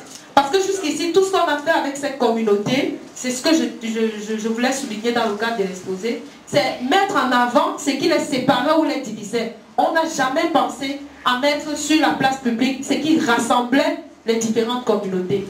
C'est pour ça qu'il y a une difficulté ou bien on se sent parfois fragile au contact de l'autre. Je vais prendre un exemple simple. Ce qu'on a appelé le problème rwandais. Quand on rentre dans des recherches profondes, on se rend compte que la définition Hutu-Tutsi, au Rwanda en réalité, on ne naît pas Hutu ou Tutsi. On le devient. C'est-à-dire qu'on est... voilà, c'est en fonction du statut social. Donc, c'est en fonction du nombre de têtes de bétail, je sais pas comment, de la richesse, qu'on passe d'un statut à l'autre. Mais on a eu des gens qui sont arrivés, qui ont théorisé le fait que les Tutsis sont plus nombreux, ce sont les plus pauvres, les Hutus sont plus riches. Du coup, ça a créé une guerre. Parce qu'on stigmatise, on met le doigt sur ce qui fait la différence. Nous, aujourd'hui, ce qu'on refuse de faire, et c'est ce que j'incrimine, c'est d'essayer de mettre en avant ce qui nous rassemble. Et c'est de ça qu'il s'agit. Il ne s'agit pas de faire une sorte de regroupement qui risque de créer un problème plus grave que celui qui existe déjà. Non. Il s'agit de mettre le doigt sur ce qui nous rassemble. Maintenant, pour revenir à la question du frère qui dit quel est le lien entre l'exposé que nous présentons et la Renaissance. Mais le lien est logique. C'est-à-dire que à partir de ce que nous venons de voir, on comprend qu'en partant dans les profondeurs de notre culture, on peut retrouver ce qui a fait notre force et aussi nos faiblesses pour chercher à magnifier nos forces, éradiquer nos faiblesses pour être plus forts aujourd'hui, pour répondre aux problèmes du présent. C'est en ça que le fait de retourner à la culture peut favoriser la renaissance et être fondamental. Il est fondamental qu'on retourne à nos cultures si on veut faire la renaissance. Et je l'ai bien dit tout à l'heure, j'ai pris l'exemple de Mao avec la Chine, où à un certain moment, il a fallu qu'on cherche les valeurs profondes du pays pour créer quelque chose qui rassemble tout le monde. C'est la même chose avec le Japon où le shintoïsme, c'est une religion qui a été créée de toutes pièces. À un certain moment, les Japonais se sont assis, ils se sont dit, pour ne plus être infectés par les pensées venues d'ailleurs, puisqu'on sait aussi que les valeurs religieuses ou spirituelles sont importantes, ils ont créé de toutes pièces une religion qui existe aujourd'hui et qui est pratiquée, qui s'appelle le shintoïsme.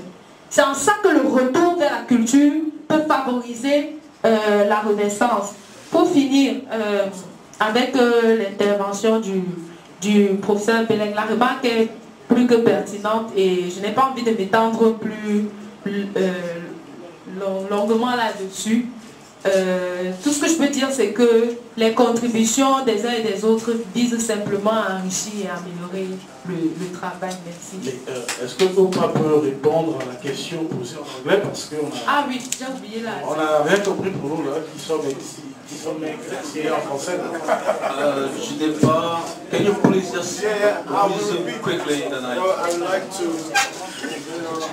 Okay, I would like to repeat my question. It's so easy. And the question was all about how are we going to knock down the Westerner strategies and the Westerner strategies that dislocate us, that separate us. Do you understand? Because we are talking about integration. How can we knock down the strategies that dislocate us? Okay, that was my question. Quelqu'un peut aussi répéter en français. Quelqu'un peut reprendre la question en français? Oui, si je comprends bien, le frère pose la question de savoir comment est-ce qu'on peut arriver à mettre à bas les stratégies qui nous ont séparés. Les stratégies occidentales. D'accord. Il faut comprendre que c'est un travail d'abord individuel et personnel. Il faudrait que nous-mêmes prenions conscience du fait qu'on ne peut plus continuer à penser, à attendre le respect des autres en nous méprisant nous-mêmes. C'est pour ça que c'est important de se retourner vers la culture. Pour mettre à bas les stratégies des Occidentaux, c'est simple. Arrêtons de penser comme eux. Arrêtons de parler comme eux. Arrêtons de vouloir à tout prix les singer. Soyons conscients du fait que nous-mêmes, on a un patrimoine, on a des valeurs, on a des choses qu'on peut prendre chez nous, qu'on peut faire valoir pour s'ériger ou demander, demander le respect de la scène internationale. On ne peut pas continuer à dire qu'est-ce qu'on va faire si nous-mêmes, individuellement, on ne prend pas conscience d'un certain nombre de choses et qu'on fait le travail qu'il faut. Si on continue à venir assister à des événements comme celui-ci et puis une fois sorti de là, on oublie tout ou bien on continue à vivre comme s'il ne s'était rien passé, on ne peut pas espérer que les choses changent. Donc, je pense que la stratégie principale, c'est d'abord une révolution intérieure personnelle qu'il faut faire pour pouvoir prétendre arriver à un travail collectif. Merci, nous allons donc passer à la deuxième série des interventions. Nous allons prendre 5 personnes, à commencer par 1, 2, 3, les femmes. 2, 3, 4, 5. Ok, merci. Je veux d'abord faire une précision. Tout à l'heure, j'ai dit Obama, c'est un nom américain. Je l'ai dit exprès parce que quand Obama est devenu président des États-Unis, vous savez que les gens, la mode, il s'est donné les noms Ashley, Sharon, ce genre de noms. Donc il y a beaucoup de gens qui se sont mis à donner le nom d'Obama à leurs enfants en pensant que c'était effectivement un nom américain. Donc c'est ça que tout à l'heure j'ai dit Obama, c'est un nom américain. Donc bon, concernant les stratégies, je vais réagir à ce qu'elle vient de dire. Il n'y a pas de... C'est vrai que l'aspect individuel est important, c'est même indispensable, mais aucune de mémoire historique, je ne pense pas qu'il y ait une seule révolution qui se soit faite parce que chacun de son côté s'est dit que à partir d'aujourd'hui je vais faire comme ci, je vais faire comme ça. Non. Les révolutions ou les grands changements dans les sociétés sont le fait d'organisations qui se mettent en place dans le but de promouvoir ces révolutions-là. Et tout ce que nous faisons, tout ce que nous disons, je pense que pour la plupart nous sommes d'accord. Il faut que l'Afrique se libère. Parce que, en somme, tous les thèmes que nous allons discuter, dont nous allons débattre au cours de cette semaine, se rapportent à cette idée, à ce projet de libération de l'Afrique et d'émancipation de l'Afrique. Et ça ne peut pas être du fait seulement des initiatives individuelles. Tant que nous n'aurons pas une école ou une classe ou un leadership politique qui a ce projet-là, autrement dit, tant que ceux qui ont ce projet ne seront pas parvenus, n'auront pas pris la direction d'État en Afrique, tant que ce courant de pensée-là ne sera pas structuré en force politique pour diriger certains États en Afrique et mettre en route cette politique-là. Bon, on va continuer de débattre, de réfléchir, mais on n'aura pas les moyens et les leviers pour mettre ça en place. C'est-à-dire qu'on n'aura pas des écoles où on va, dès l'école primaire, apprendre à un enfant, bon, sans pour autant qu'il ne soit un spécialiste de Cheikh Anta Diop, déjà de savoir que est-ce que tu sais qui y a Cheikh Anta Diop? Est-ce que tu sais que moi, au cours élémentaire, on nous a appris, les Portugais sont arrivés, ils ont découvert Fernand de Pau, machin, voilà.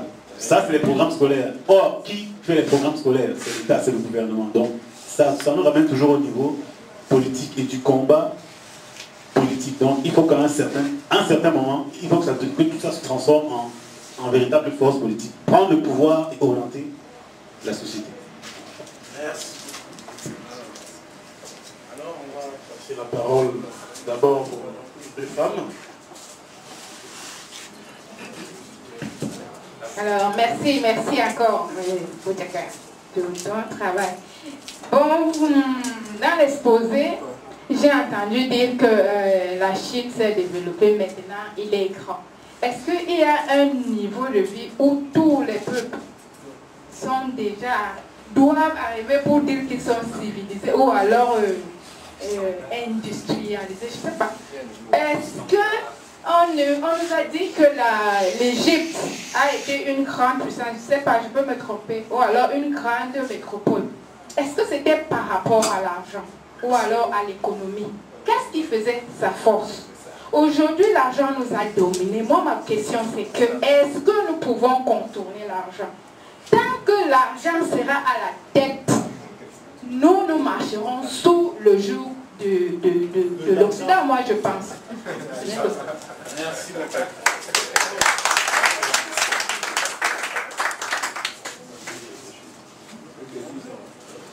Ok.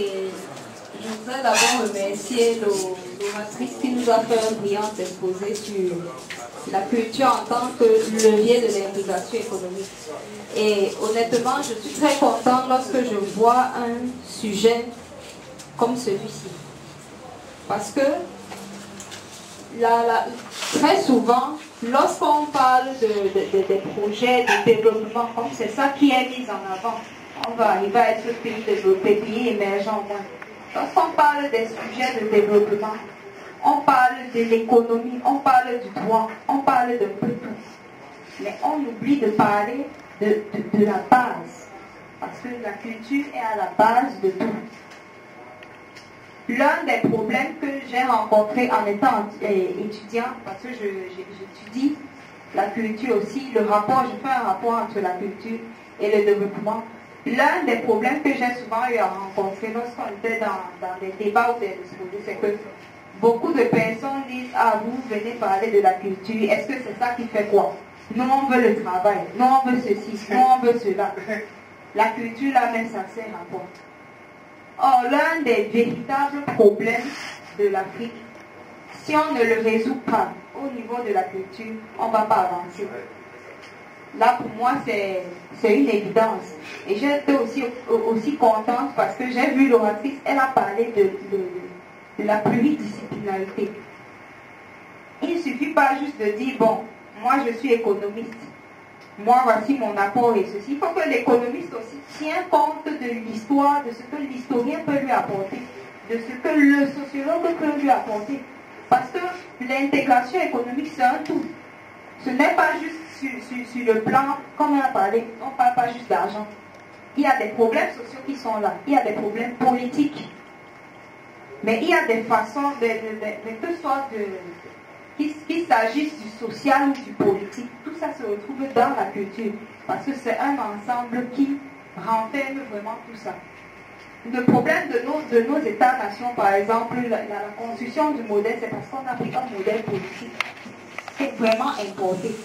Or, on a des façons, on a des organisations politiques propres à nos cultures, qui n'ont rien à voir avec les autres, et dans lesquelles on se retrouve. Donc, on gagnerait vraiment à prendre en considération tout cela. C'est vrai qu'on a érigé en modèle ce que les autres nous ont donné. Mais vraiment, lorsqu'on veut avancer, comme tu l'as souligné tout à l'heure, il faut vraiment regarder dans le passé pour pouvoir arriver au futur. C'était ma contribution.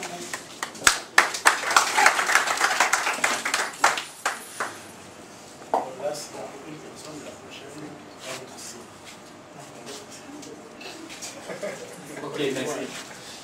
En fait, moi j'ai eu juste une petite question, à savoir si... Parce que j'ai l'impression que nous mettons beaucoup plus d'accent sur l'intégration économique. Y aurait-il pas un risque que l'intégration économique prenne le pas sur l'intégration sur le plan, par exemple, linguistique? Parce que je me dis qu'avec la langue, on a plus de facilité de communiquer, de pouvoir échanger. Mais si on prend l'intégration économique, prend le pas sur l'intégration linguistique, y aurait-il pas... et ça ne va pas poser de problème? Voilà un peu ma question.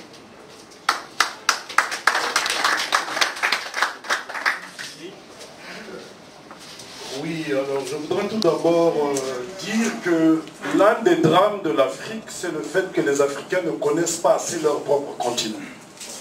je le dis en connaissance de cause. Nous avons des exemples qui montrent que lorsque nous allons fouiller dans notre passé, nous pouvons trouver des solutions pour résoudre les problèmes actuels. Cela ne veut pas dire que tout ce qui est dans le passé est positif, puisqu'il y a des tares dans notre culture qu'il faudra combattre.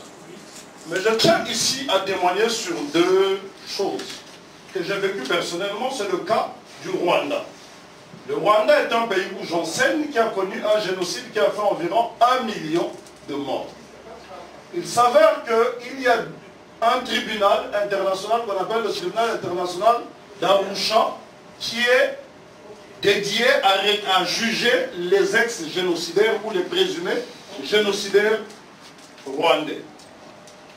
Depuis la création de ce tribunal, il n'y a pas eu plus de 4 jugements.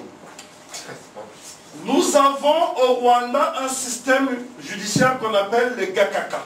Ce sont des tribunaux traditionnels qui ont été réhabilités par le président Kagame. On peut ne pas l'aimer, mais puis au moins reconnaître ce mérite d'avoir réhabilité des juges traditionnels qui ont évacué environ 3000 cas.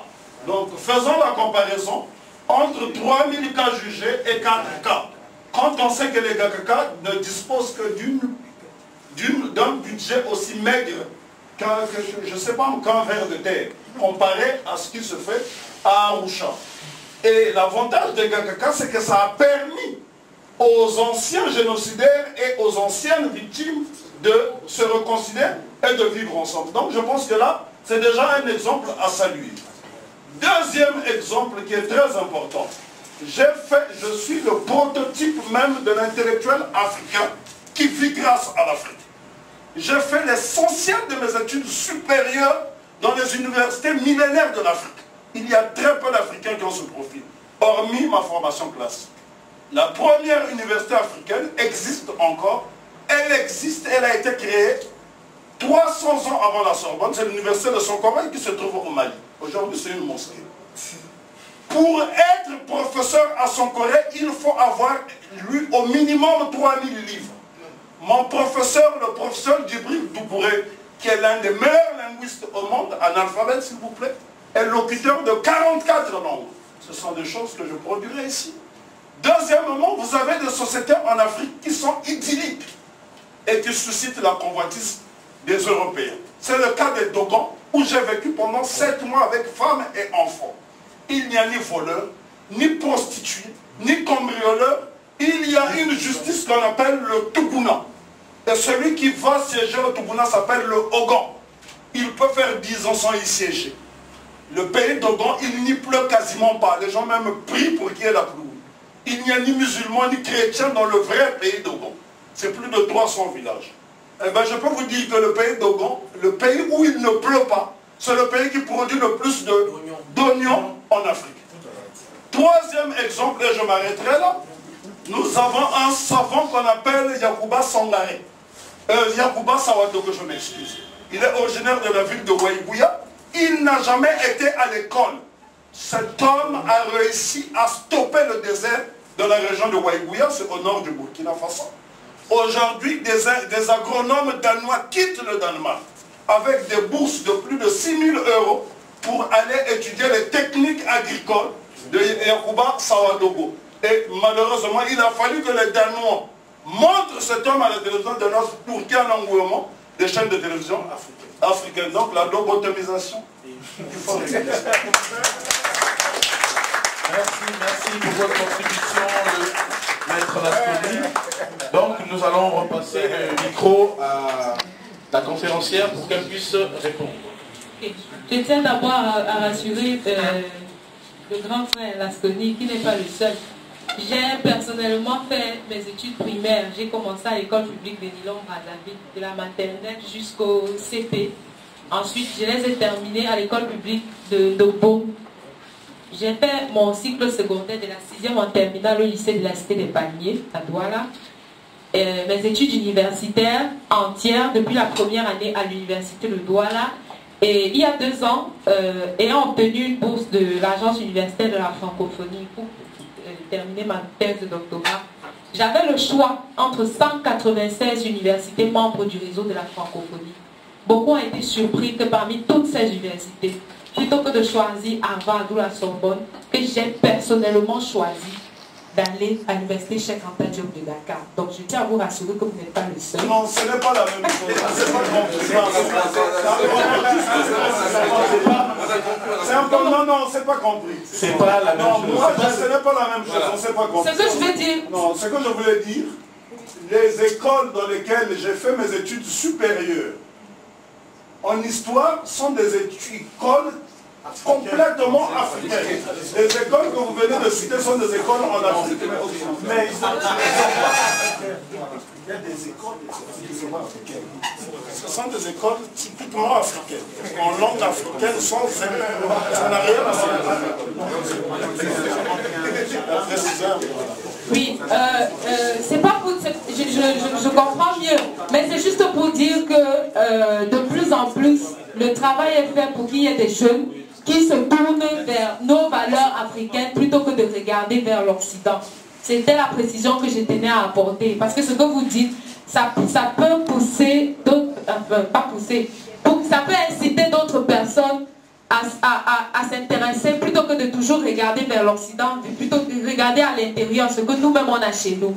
Donc, parce que généralement, j'ai tenu à le dire pourquoi. Parce que généralement, quand je parle, les gens me demandent, oui, les gens sont surpris. Ils se demandent où est-ce que j'ai fait mes études pour avoir cette précision dans la façon de traiter certains problèmes. C'est dans les universités du Boa, je ne suis pas là ailleurs, c'est ici qu'on m'a formé et pas ailleurs. Pour terminer là-dessus, je voulais dire que quand j'étais en 5e année, on a eu un séminaire dans le cadre du cours de transport internationaux où la dame qui tenait le séminaire venait de la Sorbonne, c'était madame le professeur Françoise Oudy. Elle nous a dit, à nous, étudiants camerounais d'ici, à la fin du cours, elle a dit, je vous assure que de la part de mes étudiants de la Sorbonne, je n'ai ni le même degré de compréhension et d'intelligence, ni le même degré de correction. Comprenne qui pourra. C'est-à-dire qu'elle vient de la Sorbonne, mais elle se rend compte, peut-être qu'elle s'attendait à trouver une bande de petits négrillons qui n'allaient rien comprendre à son discours. Elle arrive ici, elle se rend compte que le niveau est beaucoup plus élevé que ce à quoi elle s'attendait d'abord et que ce qu'elle a chez elle de l'autre côté. Donc, c'est nous, pourquoi pour vous dire que c'est nous qui nous sous-estimons d'abord. Commençons par mettre en avant ce que nous pouvons faire, plutôt que ce que nous ne pouvons pas faire. C'est très important. Là-dessus, je vais répondre aux questions. Je vais commencer par la réaction du frère Néné. Oui, j'ai parlé du travail individuel que chacun doit faire. Je n'ai jamais dit que ce travail individuel-là était suffisant. Ce n'est qu'un début. Ce n'est que le début vers la longue marche qui nous attend. Comme pour dire que quoi, tant que nous continuons à appeler nos enfants Pierre, Marie, Ibrahim et tout ça, là, comment est-ce qu'on veut se faire respecter par les autres? Ce n'est qu'au niveau individuel. Si je suis plus contente d'appeler mon enfant Ashley, plutôt que de l'appeler, je ne sais pas moi, Boudjeka ou Maroc, comment est-ce que je veux que l'autre me regarde si je me sens inférieure quand j'ai l'impression, bien quand on se présente entre nous, comment tu t'appelles, Rodrigue ou Clément, est-ce que ça c'est un nom? C'est pas un nom. Et s'il vous plaît, oui, je veux une précision là. À l'école primaire, on nous apprenait que notre nom propre, c'est Homio. C'est pas Rosalie. Rosalie n'est pas le nom propre, c'est Homio. Curieusement, quand j'arrive quelque part, j'appelle quelqu'un par un nom, tu sauvage, tu m'appelles ça.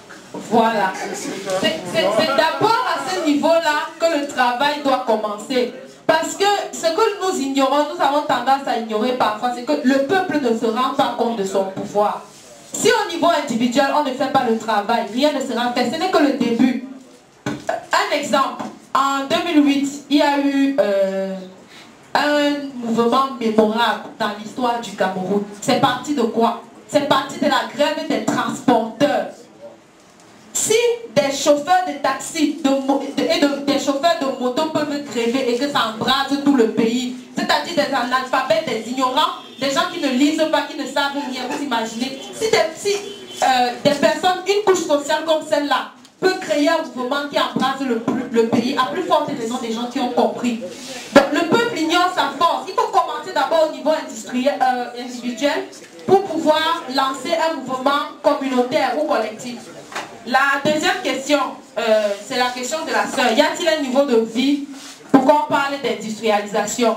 C'est vrai qu'aujourd'hui, ou bien de civilisation, c'est vrai qu'aujourd'hui on a tendance à tomber dans le piège de l'autre, qui parle à partir de certains indices. On a le PIB, le niveau de vie, la plupart des pays africains vivent avec moins de $2 par jour, machin et tout ça là. Toutes ces petites choses qui nous amènent à développer des complexes. Personnellement, je suis contre. Mais il ne faut pas oublier que c'est parfois aussi un indice révélateur, dans le sens où ça permet de faire l'état des lieux et de voir à quel point nous en sommes. Est-ce qu'on peut contourner l'argent? Non, si on continue à fonctionner ou à réfléchir d'après le système capitaliste, oui, si on arrive à impulser un autre système ou un autre mouvement. Donc, il faut y penser et on ne peut le faire qu'à partir de nous-mêmes. La troisième question, n'y a-t-il pas un risque que l'intégration économique prenne le pas sur l'intégration culturelle, linguistique? L'intégration ne peut se faire sur le plan économique que si on peut se comprendre, si on peut s'entendre du point de vue linguistique. Donc l'intégration linguistique fonde l'intégration économique. Les deux vont de pair, à mon sens. Dans le sens où on ne peut pas échanger des produits si on ne se comprend pas, si on ne s'entend pas.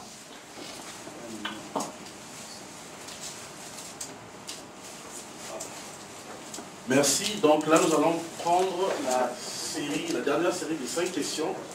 Et nous allons passer, enfin, on va juste signaler. Hein, j'ai une intervention à faire après elle dans le même panel. Parce que c'est le panel intégration et jumelage. Mais ici, le jumelage est plutôt une des solutions de cette intégration culturelle. Donc, on ne va pas faire un long exposé. On va juste présenter quelques esquisses de solutions qui pourraient être améliorées justement par l'assistance. Parce qu'il ne faut pas oublier, c'est la semaine Ubuntu. Et Ubuntu, c'est le partage, c'est-à-dire c'est le fait d'être Moutou. Et le fait d'être Moutou, je ne l'ai que parce qu'en face de moi, j'ai un comme moi. Donc ma conscience est nécessairement collective. Parce que sans l'autre, je ne suis pas moi. Et donc Ubuntu, c'est ce partage. On présente des choses qu'on met en discussion pour tirer le meilleur de cette discussion et le transformer en action, en concept opératoire. Pour les gens qui n'auraient pas fait la même science que le grand frère Lasconi, la même science que le grand frère Melek devant nous, et ainsi de suite. Donc, comprenons bien quel est l'objet de la semaine. Merci beaucoup. Donc, nous allons prendre 5 questions. Elle va répondre et... Donc, on va commencer par ici. Parce que c'est vrai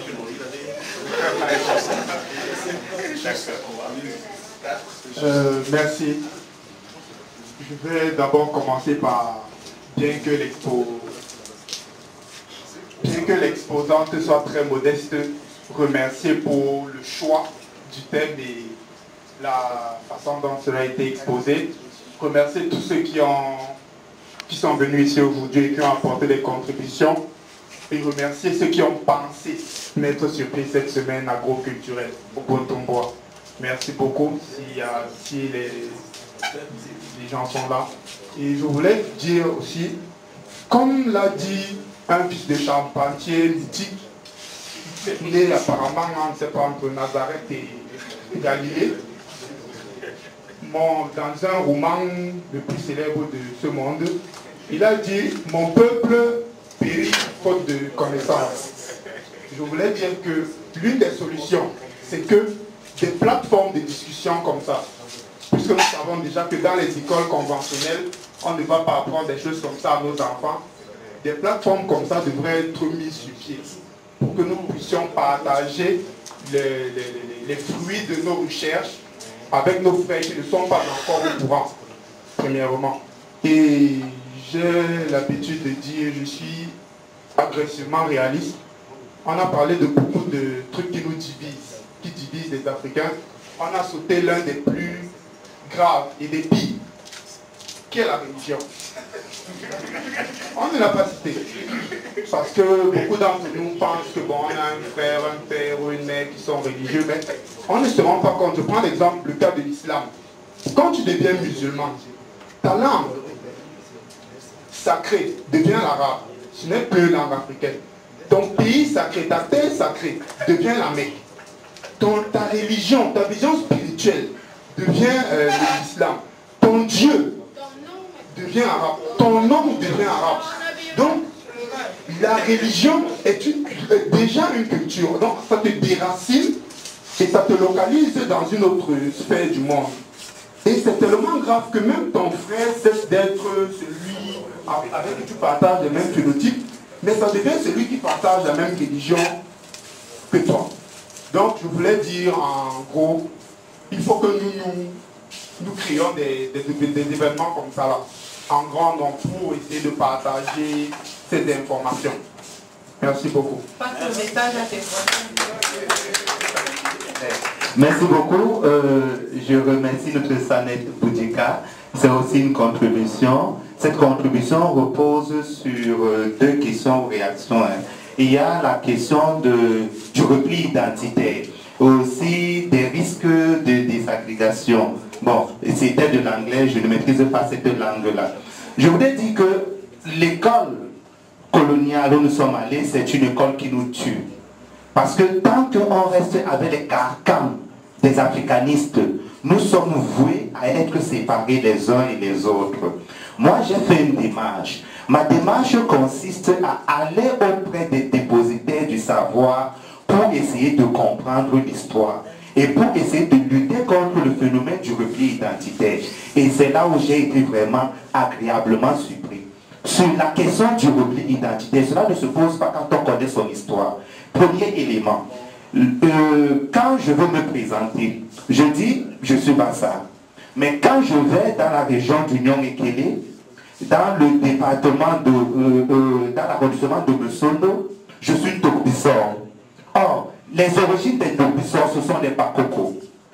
Notre ancêtre, Mingwanda Milibet, est un fils de Pau qui émigre en pays Bassa. On lui fait des rites, il prend femme là-bas et devient Bassa. À partir de ce moment-là, je partage deux cultures. La culture Bassa, parce que je fais le Morla, et la culture Bakoko, parce que je suis Elorumpo. Je continue. Quand on est dans la Sanaga maritime, et que je pense que je suis à la fois Bakoko et Bassa, j'ai encore des liens de parenté plus poussés. Les bâtis qui sont tout autour de la grotte de Cornetouba sont des petits. Et ils sont les gardiens, les dépositaires des secrets de la grotte. À partir de ce moment-là, je me sens proche du petit. Et dans cette même région-là, il y a les Banembangwanga qui parlent le Bassa parce qu'ils ont été intégrés dans le groupe Bassa. À partir de ce moment-là, est-ce que je peux nier l'altérité à un Bané? Non, parce que dans le groupe qu'on appelle Bassa, il y a les Banés à l'intérieur. Je rentre maintenant chez les Bakoko. Je descends dans le rapport avec Ewondo. Ewondo, sa maman était Bakoko, son père était Douala Ewodi. À partir de ce moment-là, j'ai un lien avec le Douala, j'ai un lien avec Léondo. Et quand j'arrive dans le centre, je citerai Jean-Pierre Ongolo, dans les étoiles du Cameroun. Le groupe Étoile est une société globale composite. À l'intérieur, il y a les Manguissa, il y a les Bassa, il y a les Bakoko et autres. Je me retrouve là à l'intérieur. Donc j'ai poussé mes recherches. Je suis arrivé à la conclusion que nous ne formons qu'un. Et à partir de ce moment-là, je ne peux pas prendre la machette pour dire que je vais tuer l'autre. Parce que c'est encore moi-même. Mais l'école coloniale ne va jamais nous enseigner cela. Parce que c'est une école qui veut poser des clans, des ethnies et autres. Et je vais terminer en montrant quelque chose. Parce que ce n'est pas un reproche que je fais par rapport au travail, mais c'est par rapport à nous, pour qu'on évacue un certain nombre de terminologies. Clan, tribu, ethnie, c'est quoi? Bon, ethnie, le latin ethnicus, cela veut dire ce qui n'est ni chrétien ni juif, donc ce qui est païen. Bon, autrement dit, quand tu demandes à quelqu'un tu es de quelle ethnie, cela veut dire que tu es de quel groupe païen. Je dis merci pour l'insulte. Dites cela à un blanc et je dis merci pour l'insulte. Maintenant, quand je vais dans les cours d'ethnologie qu'on donne à la Sorbonne, en 1976, un certain professeur Leroy donnait son cours d'introduction à l'ethnologie. Et il essaie de retracer l'historique de l'ethnologie de cabinet. Cela veut dire que les Blancs s'asseyaient chez eux et commençaient à décréter. Il y a la tribu telle là-bas, Et il y a la tribune d'elle là-bas et montre donc comment ces concepts ont été donc pondus. Il va chez Morgan, il va chez Murdoch, chez Lugan et autres. Et il ressort donc un tableau où il montre que, d'après eux, les hommes ont évolué dans l'organisation de la société. On est quitté d'un stade de barbarie à un stade de sauvagerie, par la suite à un stade de civilisation. Dans un stade de barbarie, les gens sont organisés en hordes, en clans. Dans un stade de barbarie, nous revenons, de sauvagerie, nous revenons avec les tribus. Alors, tu viens de quelle tribu? Tu viens de quel groupe barbare? Hein? Et lorsqu'on atteint maintenant le niveau étatique, cela veut dire le modèle de l'État-nation de l'Européen, les tribus s'effacent et vous devenez donc citoyens. Ça, c'est la bêtise. Et j'ai dit merci à ces personnes-là qui n'avaient même pas l'humilité de reconnaître que la science ne se fait pas dans leur chambre. Je vous remercie.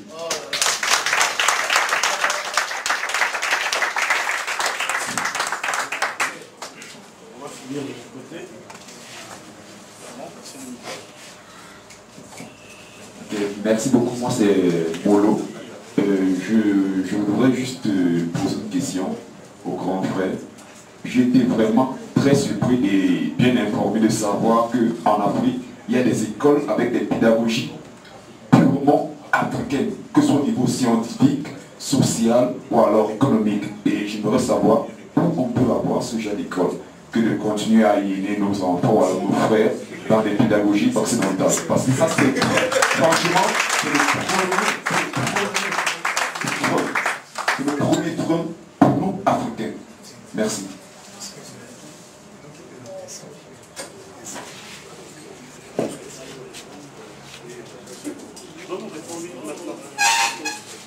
Alors, des écoles,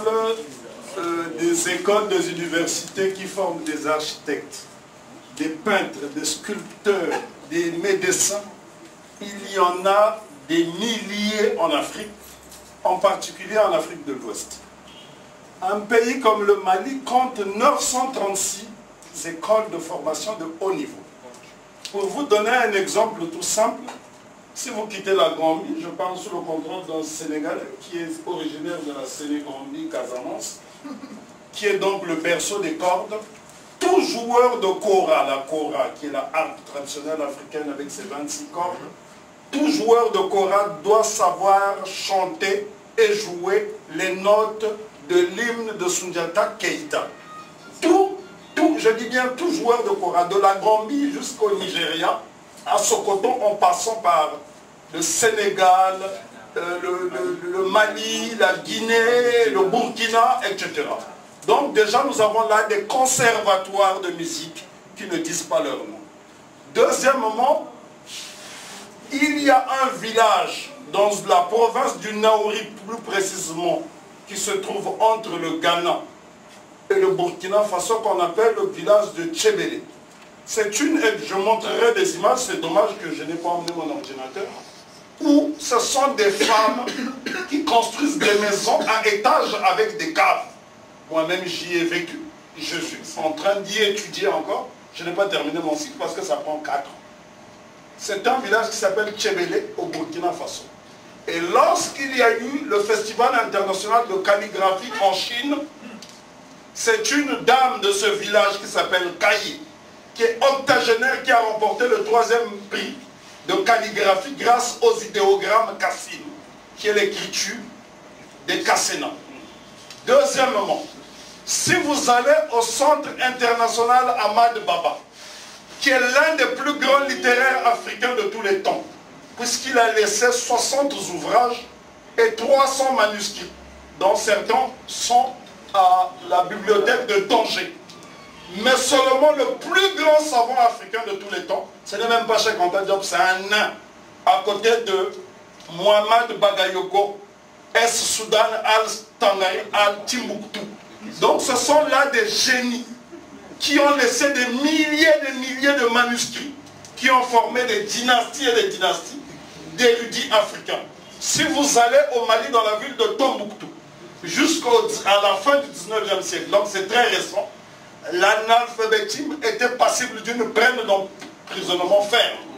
Les métiers les mieux rémunérés à Tombouctou, c'était marchand de livres ou enseignant.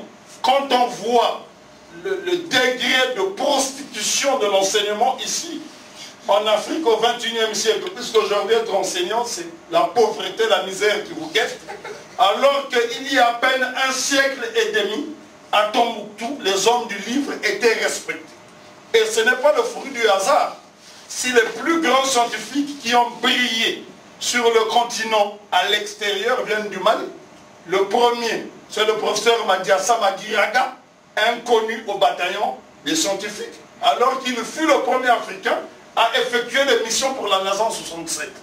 Le deuxième, c'est Cheikh Modibo Diarra, et je pourrais continuer d'en citer. Moi, personnellement, j'ai une formation classique, scientifique européenne qui ne me sert à rien. Je suis prothésiste, orthésiste de formation, avec des diplômes techniques, ça ne me sert à rien. Il a fallu que je parte au Mali étudier pendant 7 ans avec femme et enfants, en mangeant ce qu'il y avait, en m'intégrant dans les familles pour obtenir cette connaissance. Aujourd'hui, je suis certainement l'un des conférenciers les plus sollicités du circuit.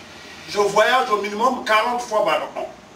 Donc c'est pour vous dire que l'Afrique a un soubassement culturel si important, mais le fait que nous ayons tourné le dos à notre culture, ce qui explique qu'aujourd'hui on est perdu, nous sommes des déboussolés. En fait, l'Afrique est le plus grand asile psychiatrique au monde. Il faudra nettoyer tout ça.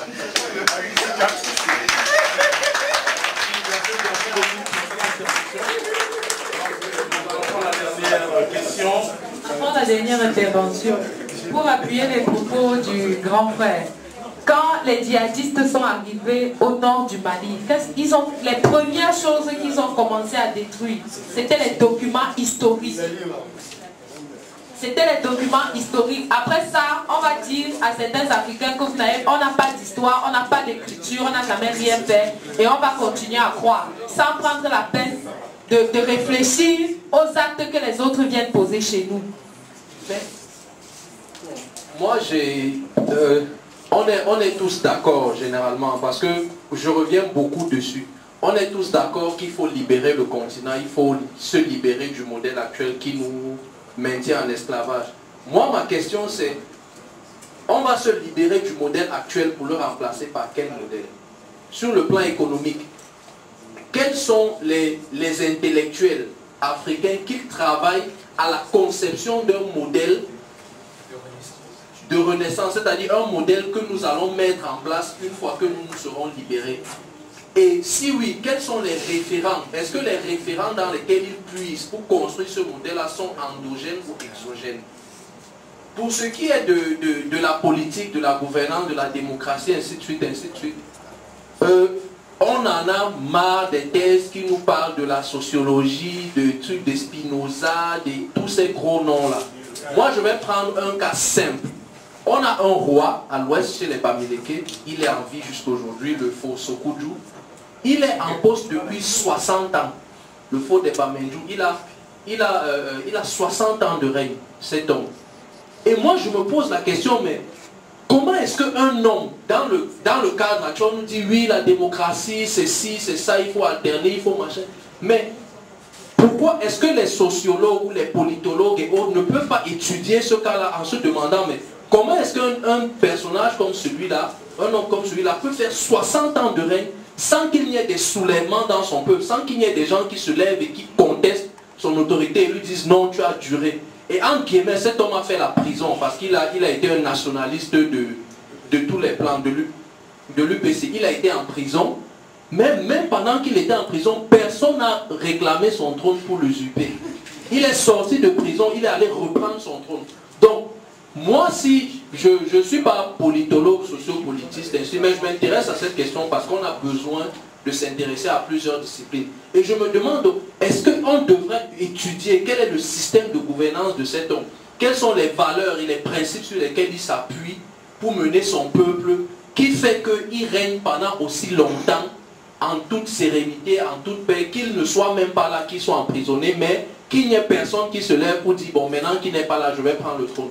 Surtout que Ce n'est pas des propositions qui ont manqué. Quand on l'enferme, on cherche sûrement à prendre un petit pantin qu'on va mettre là et tout, mais personne n'a pu prendre son trône. Posons-nous donc la question.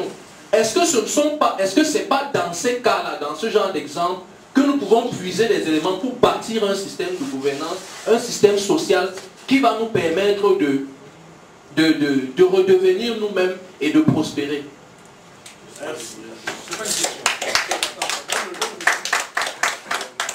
C'est juste pour faire une remarque, c'est que là, il nous a, enfin je ne sais pas si d'autres savaient, mais là, il nous apprend quelque chose. Donc je pense que la propagande, ça existe pour. Tu fais ça, quelqu'un d'autre, il faut l'écrire maintenant. Même un petit bout de papier, quelqu'un d'autre va prendre pour faire un travail sérieux. Mais si on ne connaît pas, moi je connaissais. D'ailleurs, tu dis qu'il s'appelle comment? Bon. Voilà, il faut en parler. Même si j'ai qu'à dans sa thèse, je peux mettre un petit indice là, comme ça on reprendra ça plus tard. Je pense que la semaine va être très riche. Merci. Donc,